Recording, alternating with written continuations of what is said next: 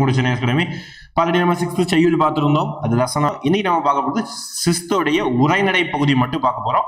அடுத்த வீடியோக்களை இதோட அதுக்கடுத்த வீடியோக்கள் 6th உடைய துணைப்பாடம் இலக்கணம் பார்க்குறோம். ஓகே, அப்போ 6th கிளாஸ் மட்டுமே நம்ம 3 வீடியோவை தெளிவாக பார்க்குறோம். அப்போ இந்த 6th வந்து நம்ம இதுக்கு முன்னாடி எப்பவுமே மறக்காத அளவுக்கு தெளிவாக நம்ம அப்சர்வ் பண்ணி படிச்சுக்கணும். இந்த 7th போகும்போது 6th நடத்துகிற விஷயங்களை அப்பப்போ கேட்போம், கேள்வி கேட்டு படிக்கணும். ஓகேங்களா? அப்போ அதுக்கு எதாவது படிக்கணும். போன வீடியோ மாதிரியே இந்த வீடியோ முடிஞ்சதும் நான் ஒரு 5 கேள்வி கேட்கிறேன். அந்த 5 கேள்விக்கு வந்து ஆன்சர் பண்ணிருக்கேன். சரிங்களா? ஃபர்ஸ்ட் உரைநடை போலாமா? உரைநடையோடைய அம்சமே என்ன அப்படின்னு பார்த்தீங்கன்னா, ஆக்சுவலா கதை மாதிரியோ அல்லது ஒரு கான்செப்ட் செய்யுங்கிறது வந்து ஒரு கவிதை. ஓகேங்களா? அது வந்து பார்த்தீங்கன்னா ஒரு தலைப்பை கொடுத்து அந்த தலைப்பை எலாபரேட் பண்ணி கொடுத்துருப்பாங்க. அந்த பாடலையும் நம்ம படிக்கணும். அதுக்கப்புறம் பார்த்துக்கிட்டோம்னா அதோடைய ஆசிரியர் யார் இருப்பார், அவரை பற்றி நம்ம படிக்கணும். இது செய்யுள்ல பார்க்க வேண்டியது. ஓகேவா?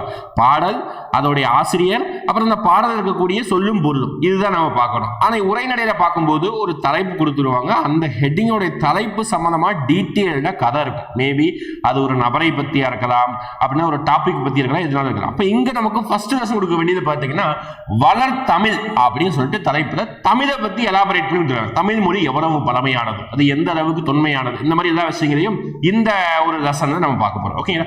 ஃபர்ஸ்ட் பாருங்க, பல மொழிகளை கற்ற கவிஞர் அப்படின்னு சொல்லிட்டு யாரை சொல்றாங்க அப்படின்னா பாரதியாரை சொல்றாங்க. ஏன் சரிங்க பாரதியார் சொல்லணும் அப்படி பார்த்தீங்கன்னா, பாரதியார் வந்து தமிழ் மொழியை பற்றி புகழ்ந்து கூறியிருப்பார். எங்க கூறியிருக்கிறாரு? எங்க பாருங்க, பாரதியார் என்ன கூறியிருக்காரு பாருங்க, யாமறிந்த. ஓகேவா? யாமறிந்தனா அவர் சொல்றாரு, அவர் தன்னை தானே சொல்றாரு, நான் அறிந்த அப்படிங்கிறது. யாமறிந்த மொழிகளிலே தமிழ் மொழி போல் இனிதாவது எங்கும் காணோம் அப்படின்னு சொல்றாரு. அதாவது எனக்கு தெரிஞ்ச மொழி, ஏன்னா அவர் நிறைய மொழியை படிச்சிருக்காரு. ஓகேவா?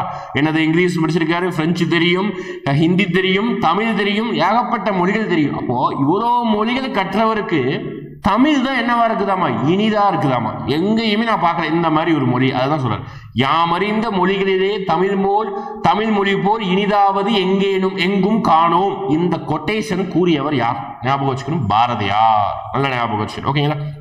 ரொம்ப முக்கியமான ஒரு விஷயம். அப்போ பல மொழிகளை கற்ற கவிஞர்னா யாரு? பாரதியார். அந்த கற்றதுனால இவ்வளோ பெரிய மொழியாக இது இருக்கு சொல்லிட்டு இந்த கொட்டேஷன் கூறியிருக்கிறார். ஓகே, அதே மாதிரி உலகில் உள்ள மொழிகள், உலகில் மொத்தம் எத்தனை வகையான மொழிகள் இருக்குன்னா 6000க்கும் மேற்பட்ட மொழிகள் இருக்குதாமா. எஸ், உண்மைதான். வியப்பா இருக்கும். என்ன சார் இவ்வளோ லாங்குவேஜ் இருக்குதா? எஸ், இருக்குது. இந்தியாவில் எடுத்து பார்த்தீங்கன்னா பல ஆயிரக்கணக்கான மொழிகள் இருக்கும். உலகத்தில் எடுத்து பார்த்தீங்கன்னா எக்கச்சக்கமான மொழிகள் இருக்கும். பாதி மொழிக்கு எழுத்து வடிவம் கிடையாது, பேச்சு வடிவம் மட்டும்தான் இருக்கு. ஃபார் எக்ஸாம்பிள் இந்தியாவில் இருக்கக்கூடிய சௌராஷ்டிரா அப்படின்னு சொல்லிட்டு ஒரு மொழி இருக்குது. ஓகே, சௌராஷ்டிரிய மொழி. ஓகே, அந்த மொழி பார்த்தீங்கன்னா எழுத்து வடிவம் கிடையாது, பேச்சு வழக்கா மட்டும்தான் இன்ன வரைக்கும் பேசிட்டு இருக்காங்க, தவிர அதுக்கு எழுத்து வடிவம் கிடையாது. ஓகே, இதே மாதிரி நிறைய மொழிகளுக்கு எழுத்து வடிவம் கிடையாது. ஒரு சில மொழிகள்லாம் ஒரு ஊர்ல மட்டும் தான் பேசுவாங்க. நீங்க நார்த் ஈஸ்ட் பிளேஸ்லாம் போனீங்கன்னா, வடகிழக்கு மாகாணங்கள்லாம் போனீங்கன்னா ஒரே ஒரு ஊர்ல மட்டும் தான் பேசுவாங்க. அந்த மாதிரி ரொம்ப ரொம்ப கம்மியாக பேசக்கூடிய மொழிகள் இருக்கு. நிறைய மொழிகள் அழிஞ்சுக்கிட்டேயும் வருது. ஓகேங்களா? தமிழ் எப்பவுமே அழியாது. அதை பத்தி இந்த லெசனும் பேசுது. ஓகேங்களா? ரைட். அப்போ தமிழ் குறிக்கக்கூடிய ஒரு சின்னதாக ஒரு லோகோ, உயிர் பிளஸ் மெய் இஸ் ஈக்குவல் டு தமிழ் அப்படின்னு சொல்றாங்க. உயிர்னா நம்மளுடைய உயிர், மெய் அப்படின்னா நம்மளுடைய உடம்பு, ரெண்டும் சேர்ந்தது தான் நம்மளுடைய தமிழ் அப்படி சொல்றாங்க. ஓகே, அடுத்து பாருங்க, தமிழில் கிடைத்த மிக பழமையான இலக்கண நூல் என்னன்னு சொல்றாங்க அப்படின்னா தொல்காப்பியம். ஞாபகம் வச்சுக்கணும்ப்பா, இது ரொம்ப முக்கியமானது. தமிழ்ல கிடைத்த மிக பழமையான ஒரு நூல் அப்படின்னு கேட்டாங்கன்னா அதுதான் தொல்காப்பியம். ஆனா அதுக்கு முன்னாடி அகத்தியம் அப்படின்னு சொல்லிட்டு ஒரு நூலும் கிடைச்சிருக்கும். ஆனா அது நமக்கு முழுமையா கிடைக்கல. ஞாபகம் வச்சுக்கணும். ஓகேவா? அகத்தியம்னு ஒரு நூல் இதுக்கு முன்னாடியே, தொல்காப்பியத்துக்கு முன்னாடியே நமக்கு கிடைத்த, அதுக்கு முன்னாடி உள்ள பழமையான நூல்.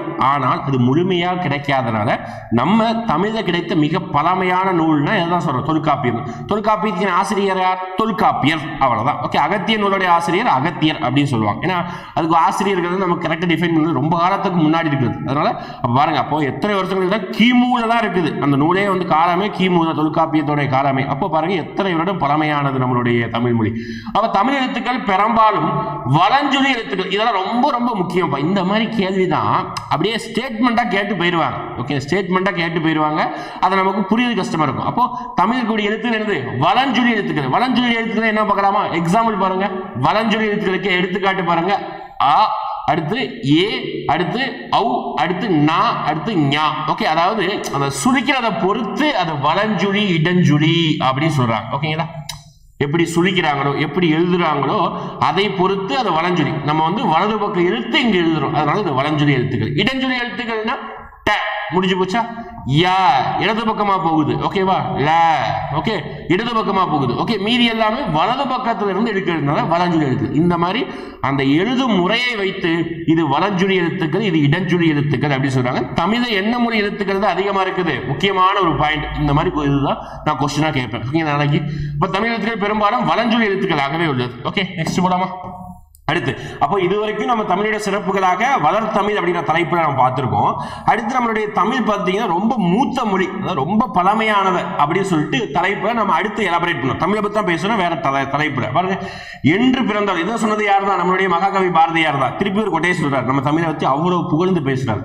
என்று பிறந்தவர் என்று உணராத இயல்பினலாம் எங்கள் தாய் என்று தமிழ் தாயின் வாழ்த்து பாடுகிறார். ஓகே நம்ம நேற்று கொஸ்டின் கூட கேட்டிருந்தோம். ஓகே அதாவது என்று பிறந்தால், ஓகே அந்த வார்த்தை முக்கியம். என்று பிறந்தவள், பிறந்தவள் கிடையாது, என்று பிறந்தவள் என்று உணராத இயல்பினலாம் எங்கள் தாய். எங்கள் தாய்னா நம்மளுடைய தாய் மொழியை பேசுறாங்க. அப்போ எங்க தாய் வந்து எப்போ பிறந்தாங்கன்னே தெரியாதாம். அப்போ அந்த அளவுக்கு நம்மளுடைய தாய்மொழி அவ்வளவு பழமையானது. ஓகே பிறந்த வருடம் கூட நமக்கு தெரியாது, அந்த அளவுக்கு பழமையானது சொல்லிட்டு நம்ம யார் சொல்றா, மகாகவி பாரதியார் இந்த தமிழோடைய தொன்மைனா பழமையை வந்து பெருமையா பேசுறாங்க. ஓகே இந்த கொட்டேஷன் யார் யாரு சொன்னது ஞாபகம். அடுத்து பார்க்கலாமா. இருவகை திணைகள் இருக்குதாம். என்ன சார் திணைகள் அப்படின்னா உயிரினங்களை திணைகளாக பிரிப்பாங்க. என்ன சொல்றாங்க அப்படிங்கிறாங்க, உயர்திணை அக்ரிணை அப்படின்னு சொல்றாங்க. ஓகே உயர்திணை அக்ரிணை ரெண்டு வகையா பிரிக்கிறாங்க. ஓகே அடுத்து பார்க்கலாமா. அல்திணை என்பதன் பொருள் என்ன, அதாவது உயர்வு அல்லாத திணை தான் என்ன சொல்றாங்க அல்திணை. அக்ரிணை சொல்லலாம், அப்படின்னா அல்திணை கூட சொல்லுவாங்க. உயர்திணை அல்லாத, அதாவது உயர்வு அல்லாத திணைகளை அக்ரிணை அப்படி சொல்லுவாங்க. ஓகேங்களா. அடுத்து பேசவும் படிக்கவும் எழுதவும் உகந்த மொழி என்னதுதான் தமிழ். எஸ் உண்மைதான், பேசவும் நல்ல உகந்தா இருக்குது, படிக்கவும் உகந்து இருக்குது, எழுதவும் உகந்து இருக்குது. ஓகே நம்ம தமிழ் நிறைய மிஸ்டேக்ஸ் பண்ணுவோம், ஆனாலும் மற்ற மொழியில கம்பேர் பண்றத தமிழ் எல்லாத்துக்குமே உகந்த எளிமையான மொழி அப்படின்னு நம்ம சொல்றோம். ஏன்னா அப்படி இல்லைன்னா வெளிநாட்டில இருந்து எவ்வளவோ ஆசிரியர்கள் வெளிநாட்டு மக்கள்லாம் தமிழ்நாட்டுக்கு வந்து தமிழை கற்று தேர்ந்திருக்காங்க. ஃபார் எக்ஸாம்பிள் எலிஸ்னு ஒரு நபர், ஓகே தமிழ் ஆராய்ச்சி பண்ண முதல் நபர் எலிஸ் தான். அப்புறம் கால்டுவெல், எத்தனையோ பேர் இருக்காங்க. ஜியு போப், ஓகே திருக்குறள் தமிழை மொழிபெயர்த்தாரு, என்ன கல்லறையில எழுதி வச்சிருக்காரு, இங்கு ஒரு தமிழ் மாணவன் தூங்கி கொண்டிருக்கிறான் பாருங்க. அப்போ எந்த அளவுக்கு தமிழ் மீது அவங்க பற்று, தமிழை படிச்சிருப்பாங்க. அவங்க ஓன் லாங்குவேஜ் வேற, நம்ம படிச்ச லாங்குவேஜ் வேற. ஓகே அடுத்து பார்க்கலாமா. அப்போ உயிரும் மெய்யும் இணைவதால் தோன்றுபவை உயிர் மெய் ஒலிகள் அப்படின்னு சொல்றாங்க. தமிழ் எழுத்து நிறைய இருக்குல்ல, உயிரெழுத்து மெய் எழுத்து சொல்றோமா, அந்த உயிரெழுத்தும் மெய்யெழுத்தும் சேர்ந்து உருவாகிறதுனாலதான் என்ன சொல்றாங்க உயிர் மெய் எழுத்து, உயிர் மெய் ஒலிகள் அப்படி சொல்றாங்க. எக்ஸாம்பிள் இங்க பாருங்க, எடுத்துக்காட்டு சொல்றாங்க. ஆ அடுத்து மூ அடுத்து தூ எல்லாமே சேர்த்து அமுது அப்படின்னு சொல்லிட்டு சேர்த்து எழுதுறோம் வார்த்தைகள். ஓகே இதான் சிம்பிளான ஒண்ணுதான், இதை நீங்க ஞாபகம் வச்சுக்கோங்க. ஓகே இருவகை திணைகள் படிச்சுக்கோங்க, இந்த கொட்டேஷன் ஞாபகம் வச்சுக்கோங்க. அடுத்து பார்க்கலாமா. அடுத்து பாருங்க, பாகற்காயை எப்படி நம்ம பிரிச்சு எழுதுறோம். ஆக்சுவலா பாகற்காய் பாகக்காய்ன்னு சொல்லிட்டு நம்ம ஏன் சொல்றோம்னா, அத பாகு அல்லாத காய், அதுதான் அதோடைய பொருள். என்னது காய், பாகு அல்லாத காய், அதாவது இனிப்பு அல்லாத. பாகுனா இனிப்பு, சக்கரை பாகு சொல்றோமா, வெள்ளைப்பாகு சொல்றோமா, பாகுனா இனிப்பு. அப்போ இனிப்பு இல்லாத காய், உங்களுக்கு தெரியும் பாகக்காய் எவ்வளவு இனிப்பா இருக்குன்னு சொல்லிட்டு, எவ்வளவு கசக்கும். ஓகேதான். அப்போ அந்த இனிப்பே இல்லாதனாலதான் நம்ம என்ன சொல்றோம் அப்படின்னா இனிப்பு அல்லாத காய், பாகக்காய் அப்படின்னு நம்ம சொல்றோம். அதை எப்படி பிரிச்சு எழுதுறாங்க பாருங்க, பாகு பிளஸ் அல் பிளஸ் காய், அவ்வளவுதான். ஓகே நான் ரொம்ப இனிப்பே இல்லாம இருக்கல என்ன சொல்ல வரேன், அந்த அளவுக்கு கசப்பா இருக்கும் பாகக்காய், அது ஒரு துளி அளவு கூட இனிப்பு கிடையாது. அதுதான் பாகு அல்லாத காய், பாகு கூட்டல் அல் பிளஸ் காய். பிரித்து எழுதுகிறத கேட்கலாம், பாகற்காயை எப்படி பிரித்து எழுதுவீங்க, பாகு கூட்டல் அல் பிளஸ் அல் கூட்டல் காய் அப்படி பிரிச்சு. அடுத்து பாருங்க, இந்த டேபிள் ரொம்ப ரொம்ப ரொம்ப ரொம்ப முக்கியப்பா. 6th புக்ல இருந்து இந்த டேபிள் இருந்து ஒரு கேள்வி கேட்கலாம், அந்த அளவுக்கு முக்கியமானது, நல்லா படிச்சுக்கோங்க. ஓகே ஃபர்ஸ்ட் பார்க்கலாமா. சொல் முதலில் ஆளப்படும் இலக்கியம் மேற்கோள் எந்த, அதாவது நான் இங்க ஒரு 3 வார்த்தை கொடுத்திருக்கேன், தமிழ், தமிழ்நாடு, தமிழன் அப்படி சொல்லிட்டு 3 வார்த்தை. இந்த 3 வார்த்தையை முதன்முறையாக நம்மளுடைய இலக்கியங்கள்ல எங்கு காணப்பட்டது, எங்கு மேற்கோள் காணப்பட்டது, எந்த நூல்ல காணப்பட்டது நம்ம சொல்ல போறோம். ஃபர்ஸ்ட் இந்த தமிழ் அப்படிங்கிற ஒரு நமக்கு நம்மளுடைய மொழிபெயர் என்ன, தமிழ். வேற மொழிபெயர் மலையாளம், ஹிந்தி, தெலுங்கு சொல்றோமா, அந்த மாதிரி நம்ம மொழிக்கு தமிழ் அப்படின்னு சொல்லிட்டு எங்கு வந்து இடம்பெற்றிருக்கு அப்படின்னா முதன்முறையாக தொல்காப்பியம் நூல்ல தான் இடம்பெற்றிருக்கு. ஓகேங்களா? அப்ப தமிழ்ங்கிற வார்த்தையை முதலாக கையாளப்பட்ட ஒரு நூல் அப்படின்னு கேட்டாங்கன்னா எந்த நூல் தான்? தொல்காப்பியத்தில் இடம்பெற்றுள்ளது. எந்த ஒரு மேற்கோள், எந்த பாடல் வரியில இடம்பெற்றிருக்குது? தமிழன் கிளவியும் ஆரணன்றே அப்படின்னு சொல்லிட்டு ஒரு பாடல் வரி இருக்குது. அப்ப இந்த பாடல் வரி ஞாபகம் வச்சுக்கணும். இந்த பாடல் வரி எந்த நூலில் உள்ளது? தொல்காப்பியத்தில் உள்ளது. ஞாபகம் வச்சுக்கணும். ஓகே, தமிழன் கிளவியும் ஆரணற்றே அப்படின்னு சொல்றாங்க. ஓகேங்களா? அப்ப தமிழ்ங்கிற வார்த்தை தொல்காப்பியத்தில் இடம்பெற்றுள்ளது. அடுத்து பக்கம் அடுத்த வார்த்தை தமிழ்நாடு அப்படிங்கிற ஒரு வார்த்தை எந்த நூல்ல முதன்முறையாக கையாளப்பட்டது? நம்ம சொல்றோமா, நம்ம ஊரு ஆக்சுவலா நம்ம மாநிலத்தோட பேரு தமிழ்நாடு இப்பதான் வச்சது. ஓகே, 1969 தான் மாத்துறது.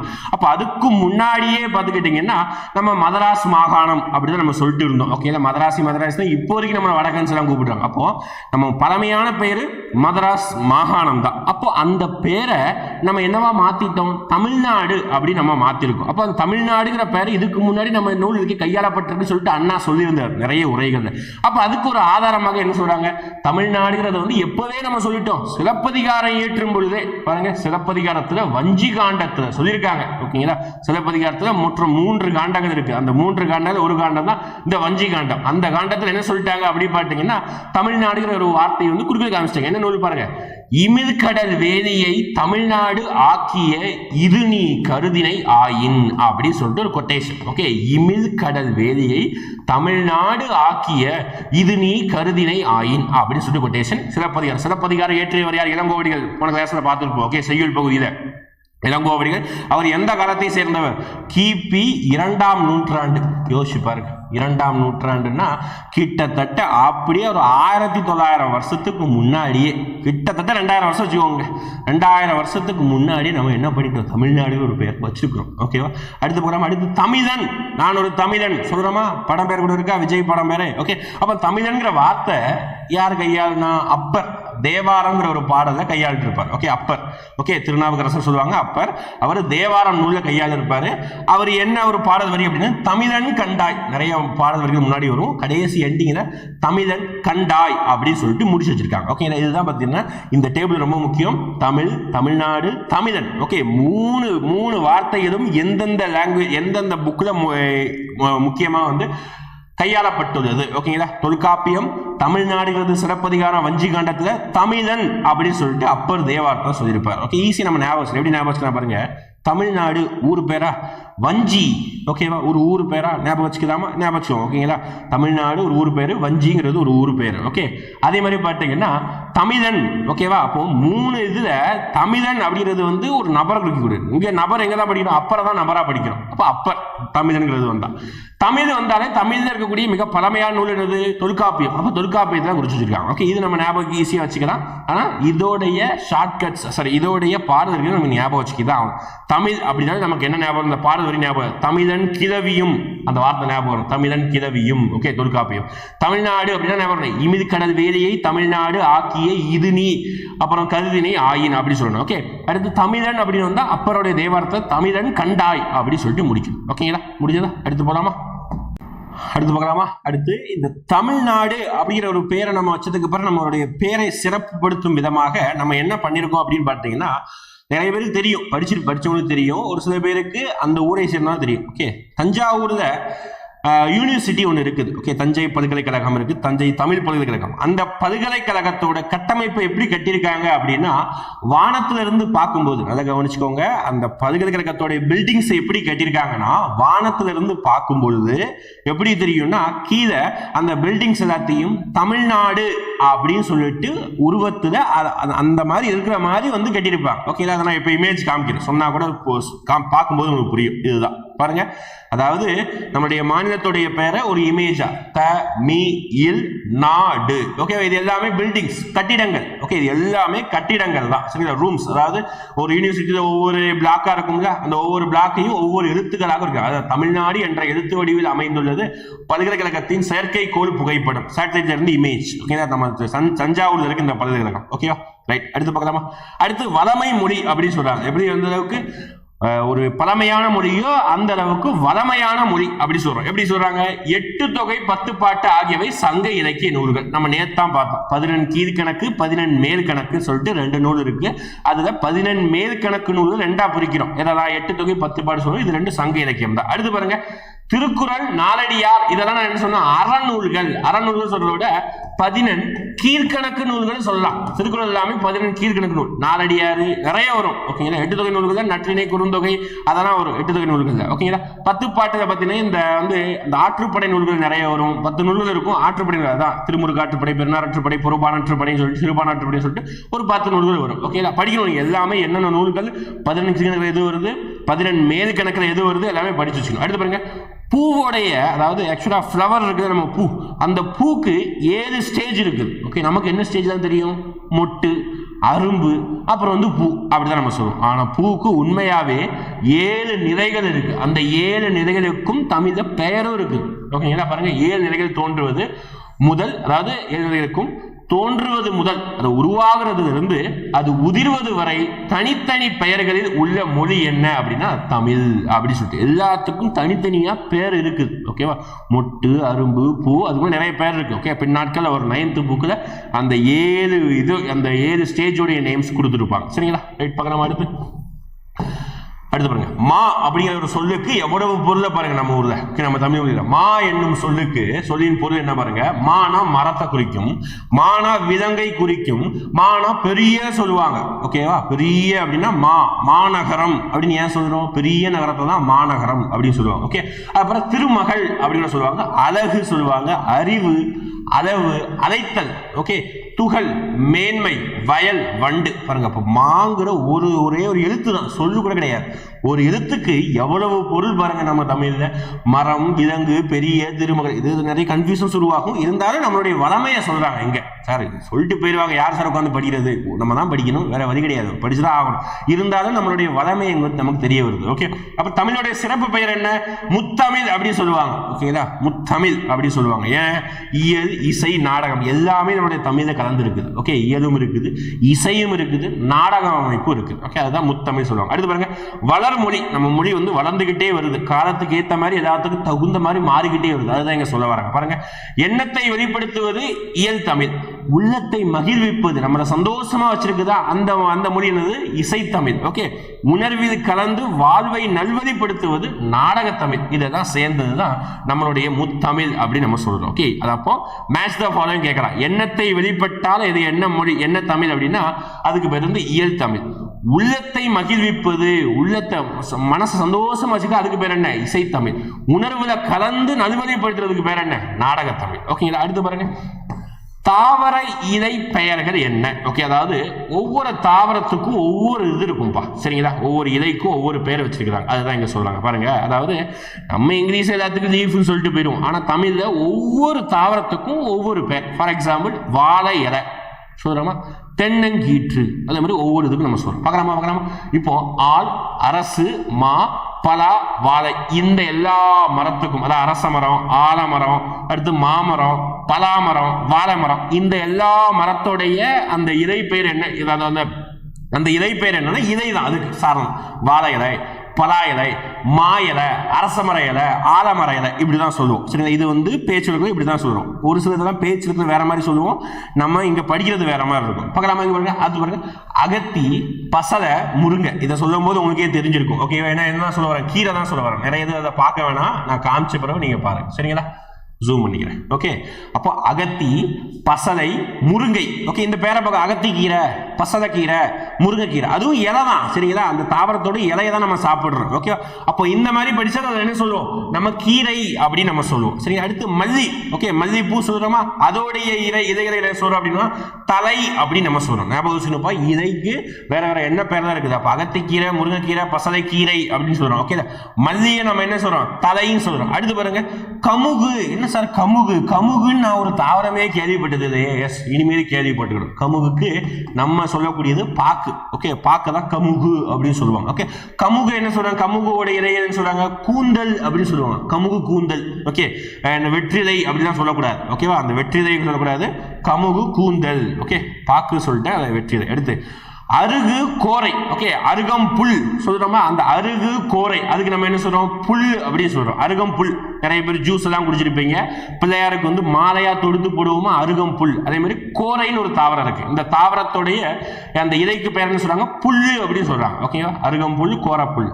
அடுத்து வந்து நெல். நம்ம ஊர்ல நாத்து நடுவோம்ல, அந்த நெல் வருதுல, நெல். அப்புறம் வரகு, கேழ்வரகு, அதோட இலைக்கு பேர் என்ன சொல்றாங்க, தாள் அப்படின்னே சொல்லணும். ஓகே, அதுக்கு இதெல்லாம் சொல்லக்கூடாது. ஓகே, நெல் தாள் அப்படின்னே சொல்லணும். ஓகே, அடுத்து பாருங்க பனை தென்னை. நான் இப்ப சொன்ன எக்ஸாம்பிள், நம்ம ஊர்ல பனை மரம் இருக்கும், தென்னை மரம் இருக்கும். அந்த தென்னை மரத்தோட இதையெல்லாம் பார்த்திருப்பீங்கல்ல, எப்படி இருக்கு சொன்னா ஓலை தான் சொல்லணும். கீற்று கூட சொல்லணும். கீற்றுங்கிறது வந்து ஓலையோடைய முன் வடிவம். ஓலை தான், தென்னை ஓலை, பனை ஓலை சொல்லுவோமா.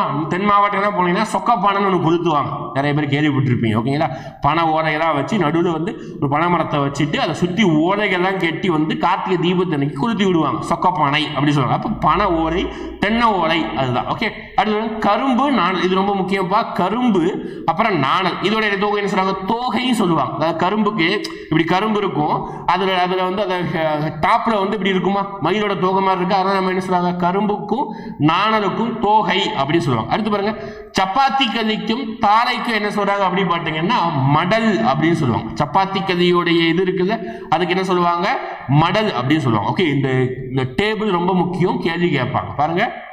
ஃபர்ஸ்ட் இருக்குது ஈசி, அரசமரம், ஆலமரம், மாமரம் தான் ஈசி. மல்லி முக்கியம், தலை. கமுகு முக்கியம், கூந்தல். அருகு கோரை முக்கியம், புல்லு. ஓகே, நெல் வரகு தாளை, பனை தென்னைக்கு ஓலை, கரும்பு முக்கியம், நாணல் முக்கியம், தோகைன்னு சொல்றோம். சப்பாத்தி கதைக்கு மடல் அப்படின்னு நம்ம சொல்றோம். ஓகே, அடுத்து பார்க்கலாமா. அடுத்து ரொம்ப முக்கியமான ஒரு பாடல் வரி. இந்த பாடல் வரியை ஞாபகம் வச்சுக்கணும். நிறைய பேர் வாட்ஸ்அப் ஸ்டேட்டஸ்ல பிறந்த நாளுகளுக்காக இந்த பாடல் வந்து கேள்விப்பட்டிருப்பீங்க, நான் வேற டோன்ல கேள்விப்பட்டிருப்பீங்க. ஓகே, இப்போ நான் வாசிக்கும் போது அந்த டோன் எனக்கு வராது. ஓகே, நீண்ட நீண்ட காலம் நீ நீடு வாழ வேண்டும் என்ற பாடல் வரியை நம்ம நிறைய இடத்த சொன்னதுக்கு அப்புறம் கேள்விப்பட்டிருப்பேன். ஒரு சாங் மாதிரி வரும், நீண்ட நீண்ட காலம் நீ நீடு வாழ வேண்டும் அப்படின்னு சொல்லி பாடல் வரும். ஆக்சுவலாக அதை இயற்றியவர் யாரு, அதோடைய பாடல் ஆசிரியர் யாருன்னு பார்த்தீங்கன்னா அறிவுமதி அப்படின்னு சொல்லிட்டு கவிஞர் தான் இந்த பாடலுடைய ஆசிரியர்.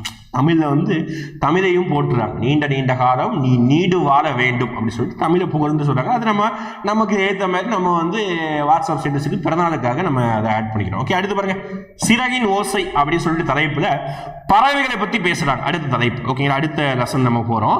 அது வந்து பறவைகளை பத்தி பேசுறாங்க. உரைநடையிலே அடுத்த லெசன், துணைப்பாடம் கிடையாது. துணைப்பாடம் நான் அடுத்த வீடியோல தான் சொல்ல போறேன். ஓகே, அப்போ சிறகின் ஓசை சொல்லிட்டு பறவைகளை பத்தி பேசுறோம். அப்போ பறவைகள் வலசை போகும் திசைகள். ஓகேவா, பறவைகள் எங்க வலசைனா என்ன அப்படின்னா அப்படியே பறந்துகிட்டே போகும் பாருங்க, அதுதான் வலசை போகிறது அப்படின்னு சொல்லுவாங்க. ஒரு இடத்துல இருந்து ஒரு இடத்துக்கு போகும். அது நிறைய லாஜிக்கலா இருக்குது, உண்மையா சயின்டிபிக்கா. ஓகேங்களா, அந்த எர்த் ரொட்டேஷன் அடிப்படையில், அதுல மேக்னெட்டிக் வேவ்ஸ் அடிப்படையில் அந்த பறவைகள் வந்து பறக்கும். அதுதான் சொல்லுவாங்க.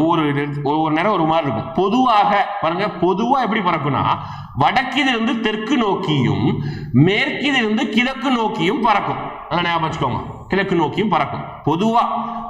நார்த்ல இருந்து சவுத் நோக்கியும். ஓகேவா, நார்த்ல இருந்துன்னா என்னது, நார்த் இந்தியாவில இருந்து சவுத் இந்தியாவை நோக்கி வரும். நம்ம ஒரு நிறைய பேட் செஞ்சுரியா இருக்குது, நம்ம சவுத்துல இருக்கிறோம், அவ்வளவுதான், சிம்பிள் ஞாபகம் வச்சுக்கோங்க. ஓகே, அப்ப நார்த்ல இருந்து சவுத் நோக்கி பறக்கும். அப்படி இல்லையா, எப்படி வரும், மேற்கிலிருந்து கிழக்கு நோக்கி வரும். ஐரோப்பாவில இருந்து நம்ம ஊருக்கு தமிழ்நாட்டுக்கு எக்கச்சக்கமான பறவை வரும். எத்தனை பேருக்கு நம்பவே தெரியாது, உண்மைதான். ஆனாலும் ஓகேங்களா, ஐரோப்பா கண்டத்துல இருந்தும் தென் அமெரிக்கா கண்டம் இருக்குது, அந்த பிரேசில், சிலி, இந்த மாதிரி நாட்டில் இருக்குது. இந்த நாட்டில இருந்து நம்ம ஊருக்கு பறவைகள் வரும்பா ஒரு சீசனுக்கு. எஸ், தமிழ்நாட்டில் எத்தனையோ கூந்தங்குளம் பறவை சரணாலயம் பார்த்தீங்கன்னா எக்கச்சக்கமான பறவைகள் இருக்கும். ஓகே, அப்போ பொதுவாக வடக்கிலிருந்து தெற்கு நோக்கியும் மேற்கிலிருந்து கிழக்கு நோக்கியும் பறக்கும். ஓகே, பறவைகள் இடம்பெயர்றதுக்கு பேர் தான் என்னது, வலசை போகுது. சொன்னா வலசை போகுதுன்னா பறவைகள் பறந்து போறதுக்கு பேர் தான் வலசை போகுது. அடுத்து வலசையின் போது பறவையின் உடலில் ஏற்படும் மாற்றங்கள் என்ன அப்படின்னா தலையில் சிறகு வளர்தல்.